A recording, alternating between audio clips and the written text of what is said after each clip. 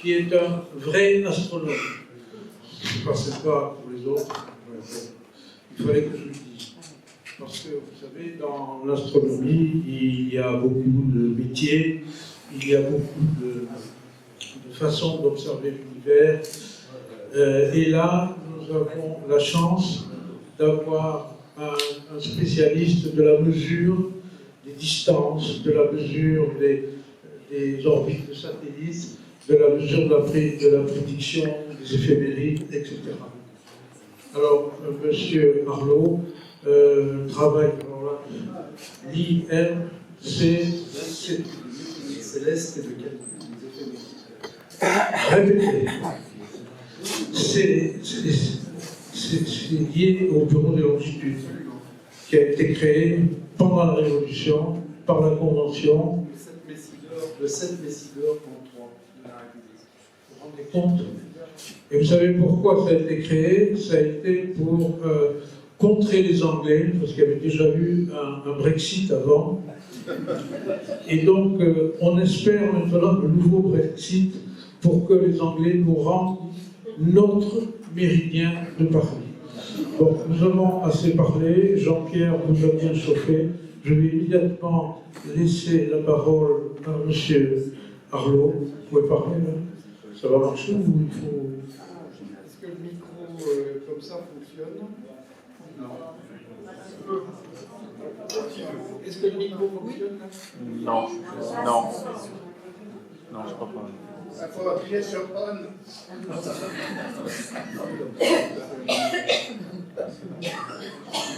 Il est allumé. Ça va marcher, ça. Mettez-le un peu plus. Un peu plus comme ça. Non, mais on peut prendre. Ça marche, non? Oui. Ça va comme ça? Bien. Il faut faire des lumières qui éclairent l'écran. Oui, il faudrait la lumière qui éclaire l'écran. Le micro est ouvert pour fermer les lumières. Voilà. C'est là aussi. On a besoin de me voir, c'est pour moi le plus important ici. La lumière, là. On peut la retirer. En train de chauffer.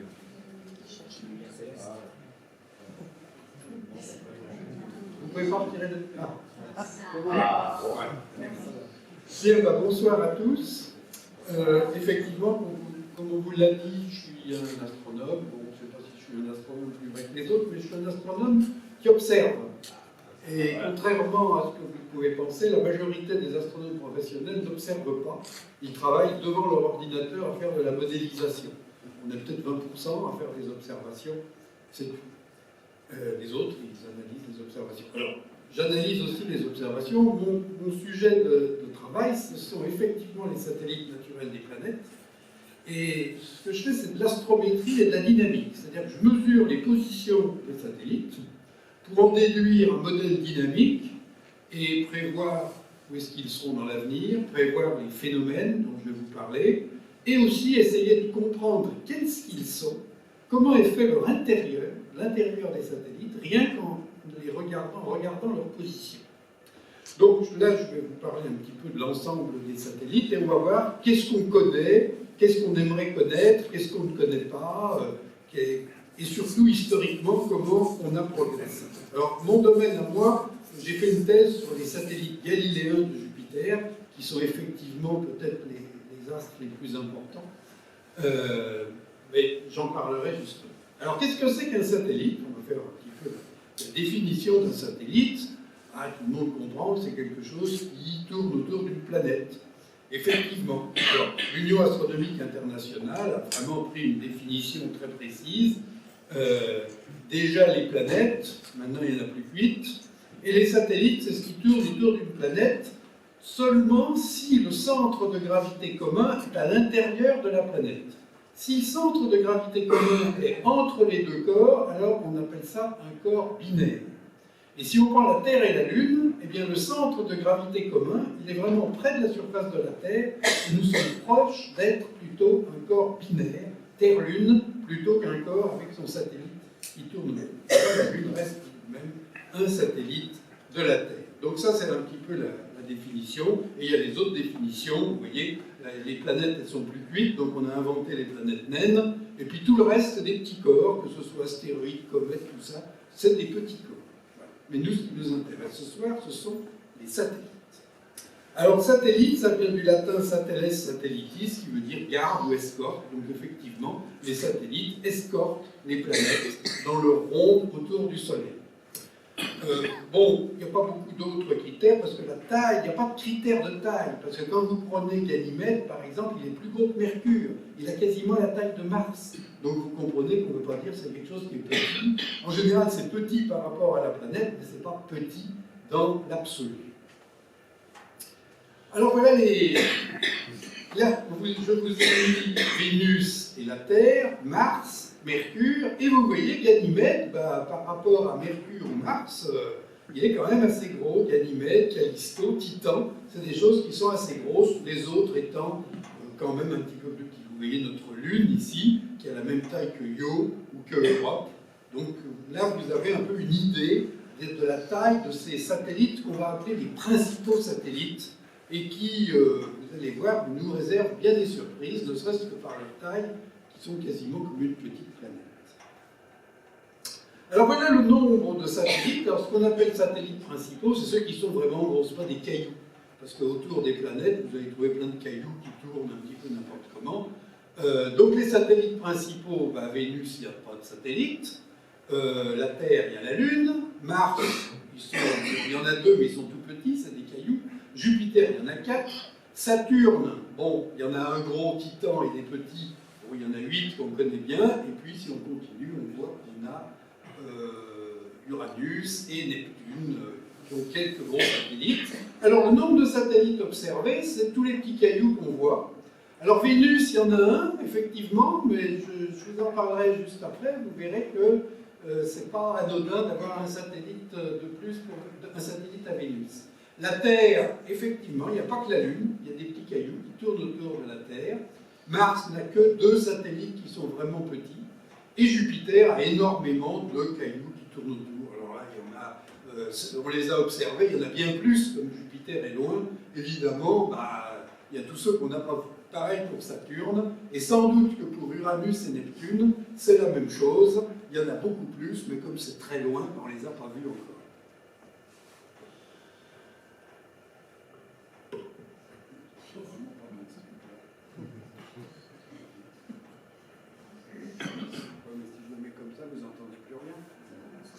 Vous pouvez bouger le micro. On peut positionner le micro. Voilà. Comme ça, c'est peut-être mieux. Bravo. Bien. Alors, une lune pour Vénus, effectivement, en 1672, Cassini observe une lune pour Vénus qu'il va réobserver plus tard et qu'on va appeler Nette. Voilà. Et cette lune, eh bien, on va la revoir, on va l'observer, on va faire des éphémérides, et ce sera seulement en 1766, soit un siècle plus tard, qu'on se rendra compte qu'il n'y a pas de satellite autour de Vénus, que c'était une illusion des réflexions, et que les astronomes, comme un astronome avait dit, moi j'ai vu un satellite de Vénus, les autres n'ont pas voulu être en reste, et eux aussi ils ont vu un satellite de Vénus.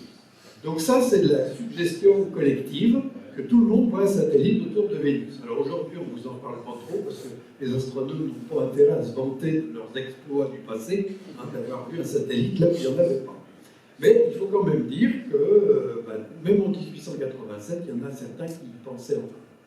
Mais en fait, il n'y a pas de satellite autour de Vénus, malgré que dans le passé, effectivement, on ait vu des reflets. C'est des reflets dans les instruments.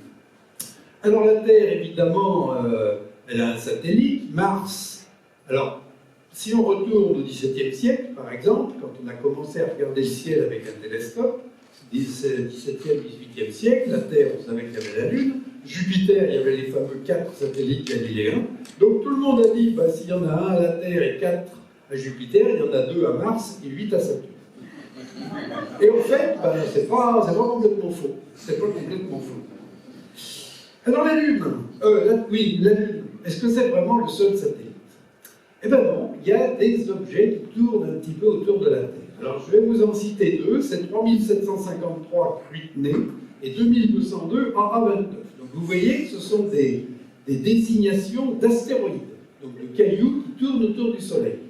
Mais est-ce qu'ils tournent, après tous les satellites, ils tournent tous autour du Soleil, mais en plus, ils tournent autour d'une planète. Alors dans le cas de ces deux astéroïdes, ils ont un mouvement très particulier qui laisse bien penser que, alors évidemment, quand on les voit qui tournent autour du Soleil, on voit la Terre et le satellite, mais ils tournent en se suivant.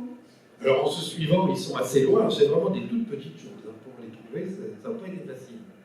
Mais vous voyez, on a ces orbites, vous avez la Terre, et là vous voyez le satellite qui, en tournant autour du Soleil, finalement, il tourne aussi autour de la Terre, avec une orbite qui n'est pas extraordinaire, évidemment. Vous voyez, c'est l'orbite jaune ici, avec la Terre ici, c'est pas tout à fait une orbite. Alors là, il y en a un autre, c'est 2002 à 29, vous avez la Terre, et là, vous avez l'orbite de 2002 à 29. Donc il y a vraiment une orbite autour de la Terre. Alors, évidemment, quand on regarde qu'est-ce qui se passe autour du Soleil, mais la Lune, ça fait aussi un petit truc un peu comme ça, mais l'astéroïde, il suit la Terre dans son mouvement. Alors, c'est pas très stable, on peut penser qu'au bout de plusieurs millions d'années, avec les perturbations de Jupiter, de Vénus autour, le satellite, ils finissent par s'échapper. C'est-à-dire que les forces qui le retiennent à la Terre sont très faibles, donc il suffit qu'il se retrouve dans une configuration telle qu'il y ait une perturbation extérieure et il va partir, il va vivre sa vie en s'éloignant peu à peu de la Terre. Alors, il est probable que dans le passé, il y en avait d'autres et que régulièrement, il y a quelques astéroïdes qui satellisent un petit peu autour de la Terre et qui après s'en... Venons-en à Mars. Donc là, vous avez une image qui a été faite au pic du Midi avec différentes positions des deux satellites de Mars. Vous voyez à l'échelle, vous avez le globe de Mars, vous avez les deux satellites là, qui tournent autour de Mars, Phobos et Deimos, qui sont vraiment des petits cailloux à des distances assez proches. Donc ils vont très vite, ils tournent très vite. Alors, puisqu'on parle des satellites de Mars, je vais vous faire une référence à un livre de Jonathan Swift qui s'appelle Les Voyages de Gulliver. Gulliver, c'est un voyageur qui arrive dans un pays peuplé de Lilliputiens, c'est-à-dire de tout petits individus comme ça, qui, alors, vous voyez, on peut faire effectivement tout un tas d'histoires. Mais ce qui est extraordinaire, c'est que Swift, dans son roman, raconte toute l'histoire de Gulliver avec les Lilliputiens. Et chez les Lilliputiens, il y a des astronomes. Et ces astronomes, eh bien, ils ont découvert 2 satellites autour de Mars, alors qu'à l'époque, il n'en était pas question du tout. Personne n'en avait jamais, ne les avait jamais vus, et c'était tout à fait impossible. Alors, effectivement, les astronomes lilliputiens avaient calculé des périodes de 10 heures et de 21 heures et demie. Et en fait, en 1877, donc vous voyez, 150 ans plus tard, il y a un Américain qui découvre Phobos et Deimos, dont les orbites sont de 7h39 minutes et 30h18 minutes. C'est pas tout à fait ça, mais ça ressemble beaucoup. La Lune mettait un mois quand même. Vous voyez que c'est pas par similitude avec la Lune qu'ils ont inventé ça. Donc c'est vrai que c'est très amusant de voir que dans un roman de science-fiction de 1727, eh bien, on avait trouvé des satellites autour de Mars. Alors 2, c'est possible, 1 la Lune, 2 Mars, 1, oui, la Terre avec la Lune, 2 Mars, et 4 Jupiter. Donc entre Jupiter et la Terre, 2, c'était ça. Mais les durées de révolution qui étaient assez proches, ça c'est assez étonnant. Donc ils ont été découverts avec cette grande lunette qui est à Washington, effectivement. Il a fallu vraiment une lunette très puissante pour réussir à voir ces 2 petits objets. Alors voilà quelques images de Phobos. Là vous avez Phobos. Donc c'est un gros caillou avec un trou. Il a pu recevoir un choc d'un autre astéroïde qu'il a plus ou moins absorbé. Ça fait de la poussière qui a pu partir. Voilà, ils sont striés parce qu'ils reçoivent des petits cailloux qui les frottent comme ça et ça fait des strips. Quand ça les tape vraiment comme ça fait des petits cratères. Mais ça n'a pas une forme ronde, c'est pas assez gros pour avoir réussi à s'agglomérer. Alors Deimos, lui, il est peut-être un petit peu plus régulier, enfin, c'est aussi un gros caillou avec des cratères, des zones blanches, il y a probablement de l'eau à l'intérieur, étant donné qu'il y a de l'eau partout dans le système solaire. Ce qu'il y a, c'est qu'il ne peut pas y en avoir en surface, parce que Mars est quand même trop proche du Soleil, et cette eau, ben, elle finit par s'évaporer, évidemment. À la surface, il n'y a pas une atmosphère, une gravité suffisante pour retenir l'eau. L'eau s'en va dès qu'elle se change en vapeur. Si vous allez plus loin dans le système solaire, on a beaucoup plus de chances de retrouver de l'eau sous forme de glace, parce que là, il fait froid, et donc la glace va se conserver. Mais en fait, il y a beaucoup d'eau, ce qui est un petit peu logique, puisque l'eau, c'est de l'hydrogène et de l'oxygène. De l'hydrogène, il y en a des quantités phénoménales dans l'univers, 95-99%. Quant à l'oxygène, ça fait partie des atomes qui sont fabriqués dans les étoiles, donc c'est aussi quelque chose qui est assez abondant. Voilà, donc de l'eau, du gaz carbonique, c'est vraiment ce qu'on va retrouver un petit peu partout. Venons-en à Jupiter. Alors Jupiter, là, ça devient compliqué. Jupiter, aussi curieux que ça puisse paraître, il a un tout petit anneau très fin, qui ne ressemble pas du tout à celui de Saturne. D'ailleurs, c'est un reste de la formation de Jupiter. Jupiter, c'est comme les planètes, c'était des masses de gaz qui se sont condensées, des petites particules qui se sont agglomérées, et effectivement, ben, il y en a qui sont devenues plus grosses que d'autres. Toutes les planètes, c'est justement ce qui a été le plus gros. Donc Jupiter est très gros, et ce qui reste autour, ben, c'est de la poussière qui n'a pas été absorbée par la planète. Alors vous avez cet anneau qui est très fin, on a beaucoup de mal à l'observer, et vous avez deux petits satellites qui se promènent soit au bord de l'anneau, soit quasiment à l'intérieur de l'anneau. Et vous en avez deux autres, alors ceux-là ils sont encore plus petits parce qu'ils ne sont pas observables depuis la Terre, ce sont les sondes spatiales, encore. montrer qu'il y avait aussi ces petits satellites. Est-ce qu'il y en a d'autres qu'on n'aurait pas vus? C'est pas étonnant, ce ne serait pas étonnant, enfin pour l'instant on ne connaît que ces quatre-là.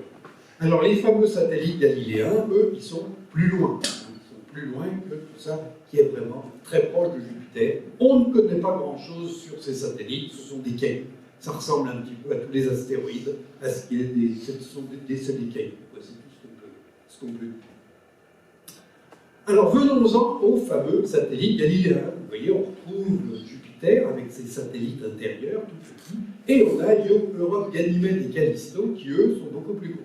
Alors Jupiter est énorme, évidemment, c'est 10 fois la Terre en diamètre, donc c'est normal que ces satellites soient quand même relativement sérieux.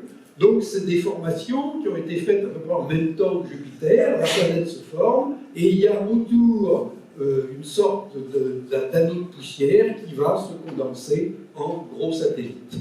On peut penser qu'à terme, cet anneau il va se former, il va s'agglomérer avec les autres. Ce qu'il y a, c'est que Jupiter a un champ de gravité très fort. Jupiter, ce n'est pas un point, c'est un globe. Et le champ de gravité a tendance à détruire les satellites qui sont trop proches. C'est ce qu'on appelle des effets de marée. Les forces sont différentes selon l'endroit du satellite. Et ça gêne les satellites pour se former. S'ils se forment, il faudrait qu'ils s'en aillent vite s'ils ne veulent pas être détruits. Donc voilà, vous avez ces 4 satellites qui sont effectivement très important. Et au-delà, vous avez ce qu'on appelle les satellites lointains. Alors vous voyez là, vous avez Jupiter avec les satellites galiléens autour, et les satellites lointains, ils vont aussi loin que ça. Voilà.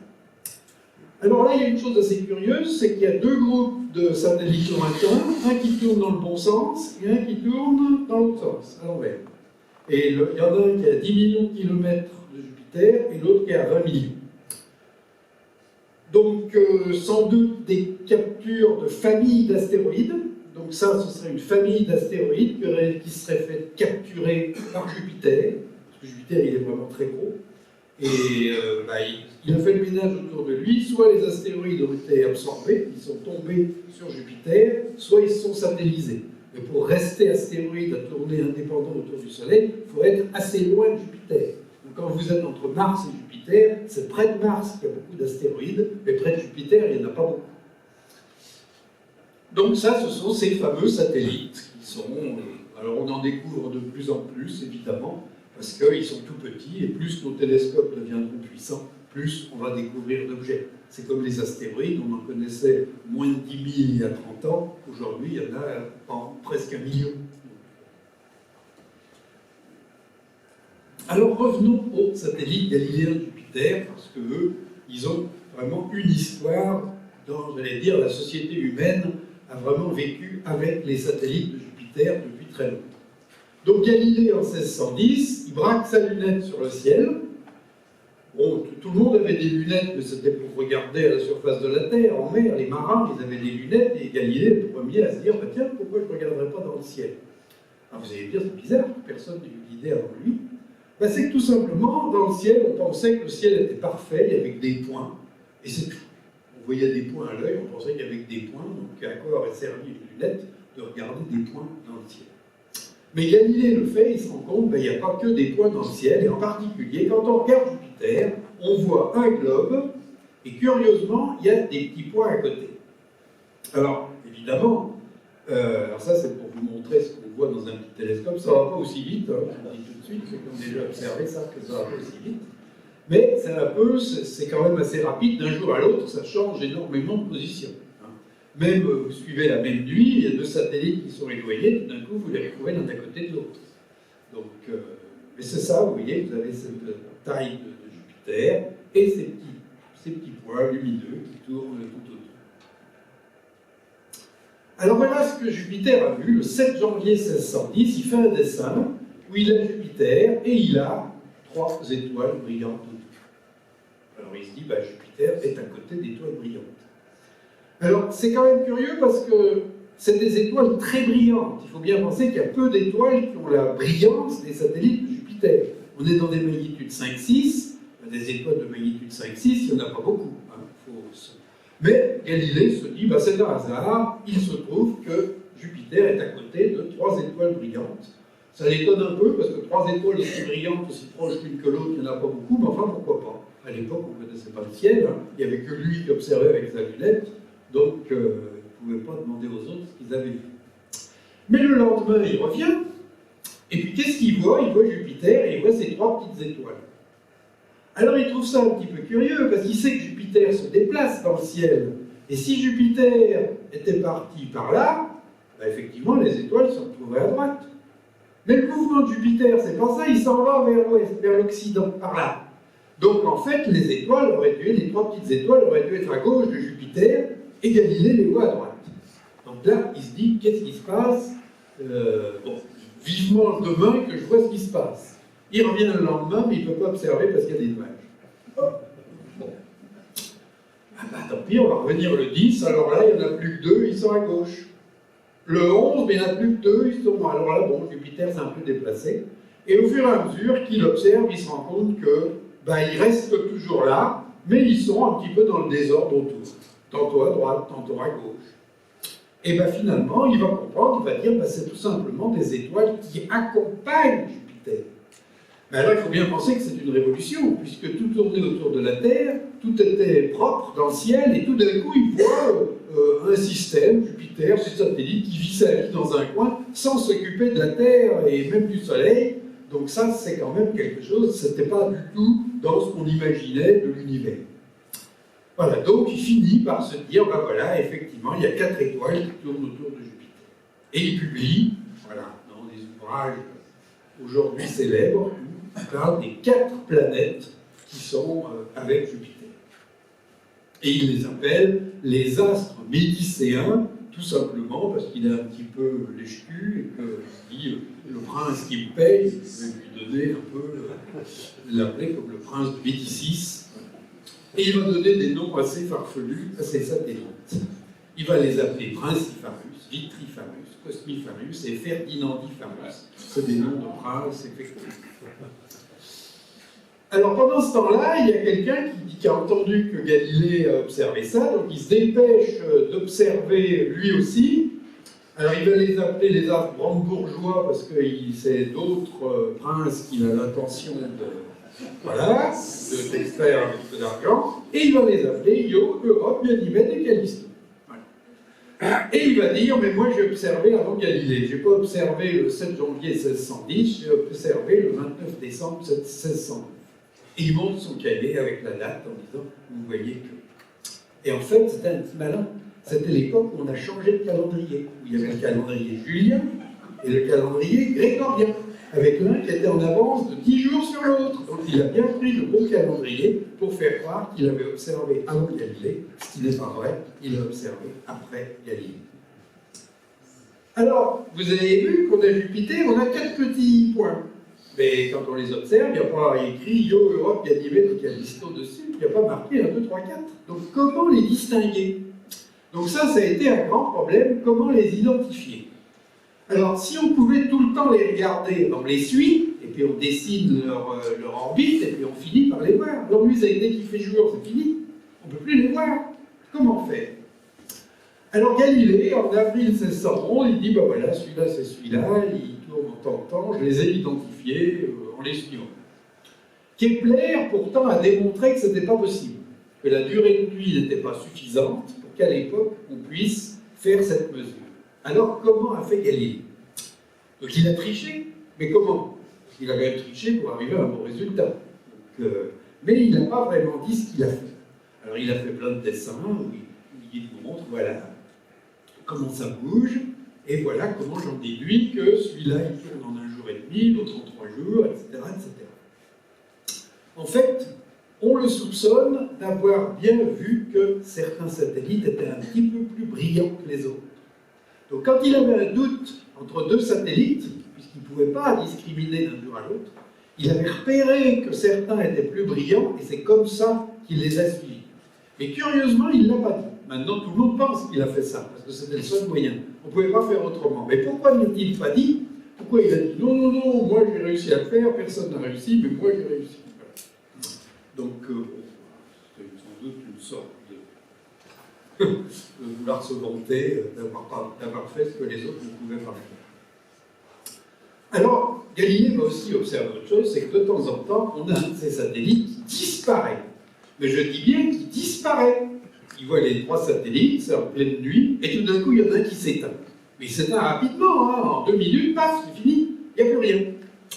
Ah, il commence à se poser la question, là aussi, qu'est-ce qui se passe? Et il comprend que Jupiter fait une ombre derrière lui, il y a le Soleil, Jupiter, il y a donc une ombre, et bien, les satellites passent dans cette ombre de temps en temps. Alors ça, c'est assez facile à vérifier, parce que Io, le premier satellite, il tourne en 1 jour et demi, donc une fois qu'on a repéré qu'il y a une éclipse, ben, on sait combien de temps attendre avant de retrouver la prochaine éclipse. Et ça, il trouve assez facilement pour les 3 premiers satellites, parce que Callisto, il est un petit peu loin, il arrive que de temps en temps, il passe au-dessus de l'ombre ou au-dessous. Mais les 3 premiers satellites sont toujours éclipsés, et il n'a pas de problème. La première éclipse en 1612, et finalement, il arrive à prédire quand est-ce qu'il va y avoir une éclipse. Donc et alors là, il va se dire, ces éclipses, c'est quand même un truc extrêmement intéressant. Vous avez des éclipses, donc là, vous voyez, vous avez Jupiter, vous avez 1, 2, 3, 4 satellites, et si j'anime, vous voyez que celui-là disparaît. Il disparaît, il ne va pas jusqu'à Jupiter, tout simplement parce qu'il passe dans l'ombre de Jupiter. Et alors c'est très rapide, hein, c'est moins rapide que ça, là c'est accéléré, mais en 1 à 2 minutes, on ne voit plus rien. Et c'est des trucs très brillants. Donc c'est vrai que c'est spectaculaire, et aujourd'hui avec n'importe quel petit satellite en éclipse. Alors les satellites ils vont aussi nous servir à autre chose. Remer, qui est un observatoire de Paris entre 1676 et 1680, observe justement ces éclipses. Et il note que, ben voilà, elles arrivent à telle heure, mais ça devrait être complètement régulier, et pourtant, il y a des périodes où elles sont un peu en avance, et des périodes où elles sont un petit peu en retard. Alors il se dit, qu'est-ce que c'est que cette histoire? Et il finit par se dire, ben, c'est que tout simplement la vitesse de la lumière, elle est finie. La lumière ne se déplace pas instantanément, comme on le croyait à l'époque, mais elle a une vitesse finie. Donc si elle a une vitesse finie, vous voyez, quand on a Jupiter et ses satellites, avec l'éclipse derrière, ben, quand la Terre est là, ou quand elle est là, eh bien, il y a quand même plus de près de 200 millions de kilomètres de différence, et ben, la lumière, ça va quand même faire presque 10 minutes. Donc effectivement, ça se voit. Et il ne va pas calculer la vitesse de la lumière, Remer, mais il montre que la vitesse est finie. Alors après, d'autres que lui vont le faire, hein, ça va être assez facile de le faire, sauf qu'on ne connaît pas bien la distance de Jupiter, hein, il faut quand même aussi la calculer. Kepler arrive avec ses lois, c'est quand même assez compliqué, mais enfin, on va y arriver. Mais vous voyez déjà les satellites de Jupiter, Jupiter, c'est à eux qu'on doit de savoir que la lumière a une vitesse finie. Alors Galilée, il va aussi se dire, mais les éclipses, ça doit pouvoir nous servir aussi à quelque chose. Alors il y a un grand problème à l'époque, qui est le problème de déterminer les longitudes. Quand vous êtes quelque part, ça peut être en mer ou n'importe où à l'autre bout du monde, à l'époque, on n'avait pas de carte. On explorait le monde, on ne le connaissait pas. Et il fallait faire une carte. Et pour faire une carte, quand on était au milieu de l'Amérique du Sud, il fallait mesurer sa longitude. Et comment faire pour mesurer sa longitude? La mesure d'une longitude, elle est assez simple. Quand vous êtes dans un lieu quelconque, vous regardez l'heure avec le soleil, et vous avez l'heure locale, l'heure solaire locale. Si vous téléphonez à Greenwich ou à Paris, puis vous demandez quelle est l'heure locale là-bas, on vous donne une autre heure, vous faites la différence entre les deux, c'est la longitude. C'est pour ça que les longitudes, les astronomes les comptent en heures, minutes, secondes, parce que c'est tout simplement la différence entre le temps local d'un lieu et le temps local du méridien d'origine. Greenwich ou Paris, selon qu'on veut partir de Paris ou Greenwich. Mais à l'époque, pas de téléphone. Donc comment vous faites quand vous êtes au milieu de l'Amérique du Sud pour savoir quelle heure il est à Paris, alors que vous avez une heure un peu différente? Galilée est le premier à se dire, les satellites de Jupiter, ils vont pouvoir nous servir à ça. Alors il n'avait pas les moyens techniques de le faire, mais il a essayé de vendre ça à la cour d'Espagne. Alors, le roi d'Espagne, vous qui naviguez beaucoup et qui voyagez en Amérique du Sud, je peux vous donner un moyen de connaître votre longitude et faire de la cartographie. Et il a voulu vendre ça, et le roi d'Espagne ne l'a pas cru, et ne lui a pas acheté le brevet pour calculer ses longitudes. De toute façon, il n'aurait pas été capable de le faire. Il n'y avait pas la technique. Mais, en fait, ça s'est fait un siècle plus tard sans problème. Moins d'un siècle, 50 ans plus tard, on utilisait les satellites de Jupiter pour calculer les longitudes. Alors, comment on fait? C'est pas difficile. Si vous êtes à Paris et vous observez un satellite de Jupiter qui va rentrer en éclipse, vous êtes au même moment en Amérique du Sud, et puis il se trouve qu'on voit les deux voient Jupiter, pas au même endroit dans le ciel, mais tous les deux le voient, et vous regardez la même éclipse. Et quand les deux observent l'éclipse, ils savent qu'ils sont tous les deux à la même heure. Même heure de n'importe quelle heure absolue, puisqu'ils voient le même phénomène en même temps. Eh bien, on va se servir de ça pour faire les longitudes, puisqu'il suffit de... alors, il y a soit le géographe qui veut faire des cartes, soit le voyageur qui veut savoir où il est, vont utiliser les satellites de Jupiter. Alors, vous avez, ça c'est la connaissance des temps de 1700, je ne sais pas combien, c'était ici là-dessous, peut-être que vous le voyez écrit là, 700 et quelques. Qu'est-ce que vous voyez? Le géographe, pour trouver les longitudes, on observera en différents lieux de la Terre la même immersion ou émersion, c'est éclipse qu'on appelait comme ça à l'époque, et l'on comparera le temps vrai auquel ces observations ont été faites en divers lieux. La différence en heures, minutes et secondes sera celle des méridiens, qui sera orientée à l'égard d'un lieu proposé lorsque l'observation sera arrivée plutôt en ce lieu, etc., etc. Ça veut bien dire que on observe la même immersion de deux endroits différents et on a la longitude. Donc voilà, le géographe, il partait avec ça, sachant qu'il allait observer et il gardait à ses copains et lui disait « Vous avez continué à observer les mêmes phénomènes et quand je rentrerai, vous me direz quelle heure il était à Paris, moi je vous dirai quelle heure il était à Buenos Aires et on aura la longitude de Buenos Aires. » Quant au voyageur, lui, pour trouver la longitude d'un lieu quelconque de la Terre, il suffit d'observer la même chose, on compare le temps vrai de l'observation avec l'heure et la minute de la même immersion, calculé pour Paris. Il emmène un petit livre dans lequel il a l'heure de Paris au moment d'une éclipse. Et donc, il est à Buenos Aires ou ailleurs, il a son petit livre, il dit « Ah, aujourd'hui, il doit y avoir cette nuit un phénomène. Je ne sais pas à quelle heure, donc j'attends. » Et dès qu'il le voit, il dit « Tiens, il est cette heure-là à Paris, et comme il est cette heure-là ici, voilà ma longitude. » Donc, le géographe comme le voyageur vont utiliser pendant plus d'un siècle les satellites de Jupiter pour se diriger. Alors voilà, observation de quelques éclipses des satellites de Jupiter en divers lieux en 1703. Donc à Bologne, voilà, on observe à 12h31 minutes 18 secondes. À Lyon, et on a la différence de méridien entre Paris et Bologne. à Lyon. Et puis on continue comme ça, on a la différence entre Paris et Lyon. Et on a ces observations-là sans arrêt, et comme ça, on va calculer les longitudes. Les latitudes, pas de problème, c'est la hauteur de l'étoile polaire qui vous la donne, donc c'est pas difficile, la latitude, on a toujours su faire. Mais la longitude, c'était plus compliqué. Donc vous voyez l'intérêt de ces fameux satellites de Jupiter. Et comme ils tournaient très régulièrement, c'était très facile de prévoir les éclipses, et on publiait, alors ça c'était pour 1714, les émersions en janvier, 1er janvier, 3, 5, 7, oui, il y en a beaucoup, il y en a tous les jours.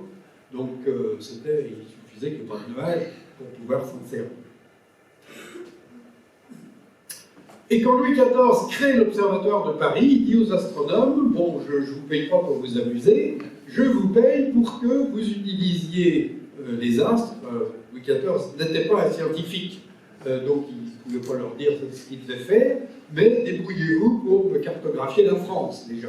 Donc les astronomes, en utilisant les satellites de Jupiter, vont faire une nouvelle cartographie de la France. C'est la courbe noire, et la courbe légère à côté, c'est ce qu'on croyait avant. Donc vous voyez, on réduit énormément la taille de la France dès qu'on fait des mesures précises. Et Louis XIV dira à ses astronomes, vous êtes bien ingrats que je vous paye un bel observatoire et que vous me réduisez la France de plus que tous mes ennemis européens réunis.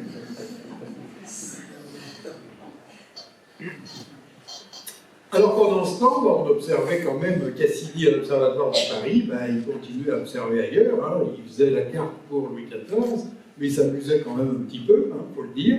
Il observait Saturne et il découvrait des satellites autour de Saturne. Voilà. Et les satellites de Saturne ont été découverts petit à petit. À cette époque-là, on avait des instruments qui n'étaient pas très puissants, mais pour les satellites plus brillants, c'était quand même relativement... Alors maintenant, je vous ai dit que c'était facile de prévoir les phénomènes des satellites de Jupiter. Bon, facile, c'est un grand mot.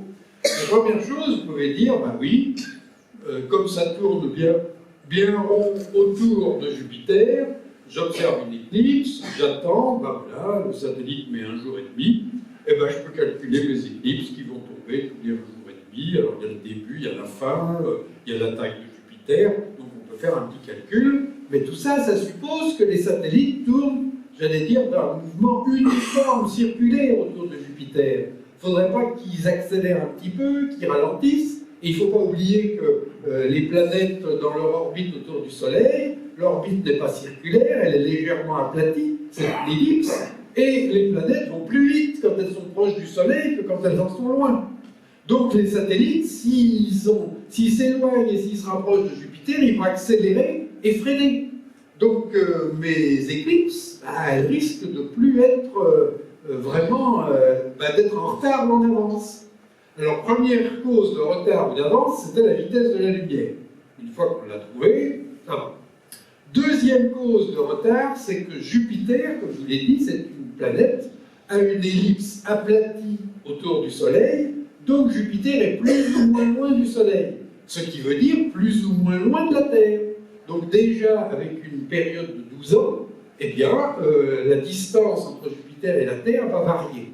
Donc vous allez avoir non seulement la distance de la Terre, parce que la Terre tourne autour du Soleil, sa distance à Jupiter varie, mais même la distance à Jupiter varie de par Jupiter lui-même à cause de son orbite. Donc vous voyez, c'est assez compliqué, il faut en tenir compte. En plus de ça, Jupiter est aplati, il est très gros. Donc ça perturbe le mouvement des satellites. En plus de ça, ils sont gros, donc ils vont se perturber mutuellement. Alors s'ils se perturbent mutuellement, quand ils vont être deux proches, ils vont accélérer. Et puis quand ils vont s'éloigner à nouveau, ils vont freiner. Et donc, les éclipses vont être plus ou moins en avance ou en retard. Le Soleil et Saturne vont aussi les perturber. Et ce qu'on appelle, les orbites sont en résonance, c'est-à-dire que quand il y en a un qui fait un tour, l'autre fait 2 tours ou 3 tours, et ça reste comme ça. Et c'est vrai que il y a ce qu'on appelle cette fameuse résonance, si bien que les satellites prennent des configurations très particulières. Par exemple, vous ne pouvez pas tous les voir tous du même côté. C'est pas possible. Parce que, tout simplement, leurs longitudes sont toutes liées par une équation très simple, effectivement. Et donc, tout ça fait que le mouvement des satellites est très complexe.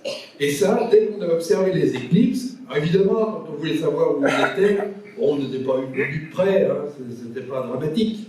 Mais quand on veut essayer de comprendre la dynamique, comment ça marche, tout ça, ben, dès que ça colle plus, il faut qu'on comprenne ce qui se passe. Et donc, c'est un petit peu tout ça qu'il a fallu au cours du temps. Évidemment, ben, on a observé les éclipses pour essayer d'améliorer la théorie qui allait servir à prédire les éclipses suivantes. Alors, quelles observations? Ben, effectivement, les observations d'éclipses, c'est ça qui a été utilisé vraiment tout le temps, pour essayer de construire des théories dynamiques. Alors, des théories du temps de Cassini, au XVIIe siècle, il n'était pas question de faire des théories dynamiques. Il faut bien penser qu'on ne connaissait pas encore la loi de la gravitation universelle. On constatait que les satellites tournaient autour de Jupiter. Après, on a compris qu'ils suivaient les lois de Kepler, mais c'était des lois empiriques. On ne savait pas trop pourquoi. Donc, pendant tout ce temps-là, on essayait de faire ce qu'on appelle de la cinématique, c'est-à-dire d'analyser le mouvement et de le comprendre. Et c'est après, à la fin du XVIIe siècle, au début du XVIIIe, qu'avec la loi de Newton, on s'est dit, il y a une loi, en fait, qui doit guider ces satellites vers leur mouvement. Donc on a commencé à écrire des équations du mouvement des satellites. Et comme vous avez vu, c'était assez compliqué, puisqu'il y avait plein de choses. Il fallait écrire des équations énormes. Ça, c'est une observation pour vous dire que quand on observait une éclipse, on ne regardait pas en disant « Tiens, j'ai vu une éclipse, et il était l'heure ». Non, non, non, c'était beaucoup plus compliqué que ça. On essayait d'obtenir le milieu de l'éclipse, puisque en fait, je vous ai dit, ça s'éteignait rapidement. Et ça s'éteignait en 1 à 2 minutes. Alors, on voulait une précision plus grande que 1 à 2 minutes. Donc, on a standardisé la façon de les observer. Tout le monde observait les mêmes phases du phénomène, de façon à ce que tout le monde se mette d'accord pour dire voilà où il était, au moment de l'éclipse. Donc voilà pourquoi c'était si compliqué. Ils avaient tout un tas de mesures qu'ils faisaient pour avoir la demi-durée avec une correction et avoir l'heure réelle de l'éclipse. Voilà, une éclipse en 1799 à Cracovie. Alors le problème, il y a eu quand même quand observer les éclipses c'était bien, mais d'abord il fallait attendre qu'il y ait une éclipse pour faire une observation.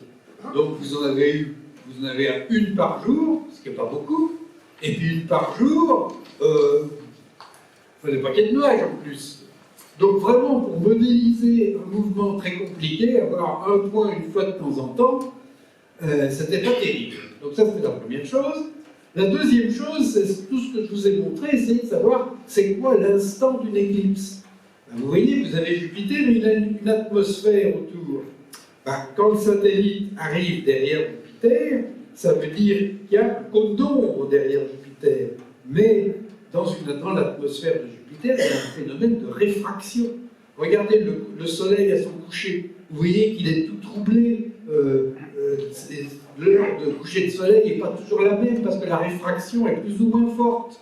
Donc vous avez une imprécision énorme. On ne peut pas vous donner l'heure de coucher de soleil à mieux qu'une minute près parce que les couches d'air de l'atmosphère troublent le phénomène. Et bien il se passe la même chose. Alors, quand vous avez une éclipse d'un satellite de Jupiter, c'est un coucher de soleil sur le satellite. Et c'est dans l'atmosphère de Jupiter que les rayons sont absorbés. Ne connaissant pas bien l'atmosphère de Jupiter, on ne connaît pas bien le retard ou l'avance que l'on a dans le phénomène. Donc là, il y a encore une inconnue au moment de mesurer ce genre de phénomène. Donc vous voyez, il y a un problème de précision et un problème qu'on n'a pas assez d'observation. Alors on va chercher d'autres systèmes, et ça va être le 18e et le 19e siècle, surtout le 19e siècle, qui va devenir beaucoup plus technique. Donc on va construire des instruments. Alors il y a ce qu'on appelle un héliomètre. L'héliomètre, c'est un instrument qui a été mesuré pour calculer des petites distances, des diamètres du Soleil, héliomètre, diamètre du Soleil. Comment ça marche? Vous avez une lentille que vous allez couper en deux par le milieu.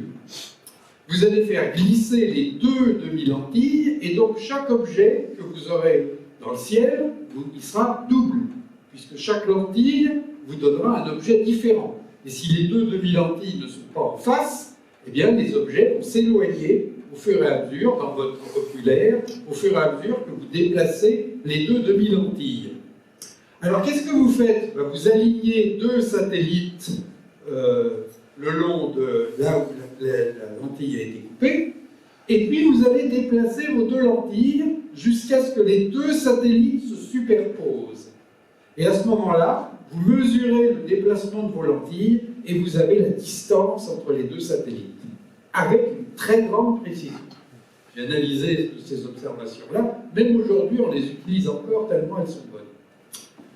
Donc ça, ça a été une sorte de révolution. On pouvait observer les satellites à chaque instant, mesurer leur distance mutuelle entre eux avec une très grande précision. Donc il y a eu au XIXe siècle non seulement des observations d'éclipses, toujours, parce que ça c'était facile, les gens étaient bien rodés, et ceux qui avaient la chance de posséder un instrument de ce type, eh bien ils observaient des distances entre les satellites.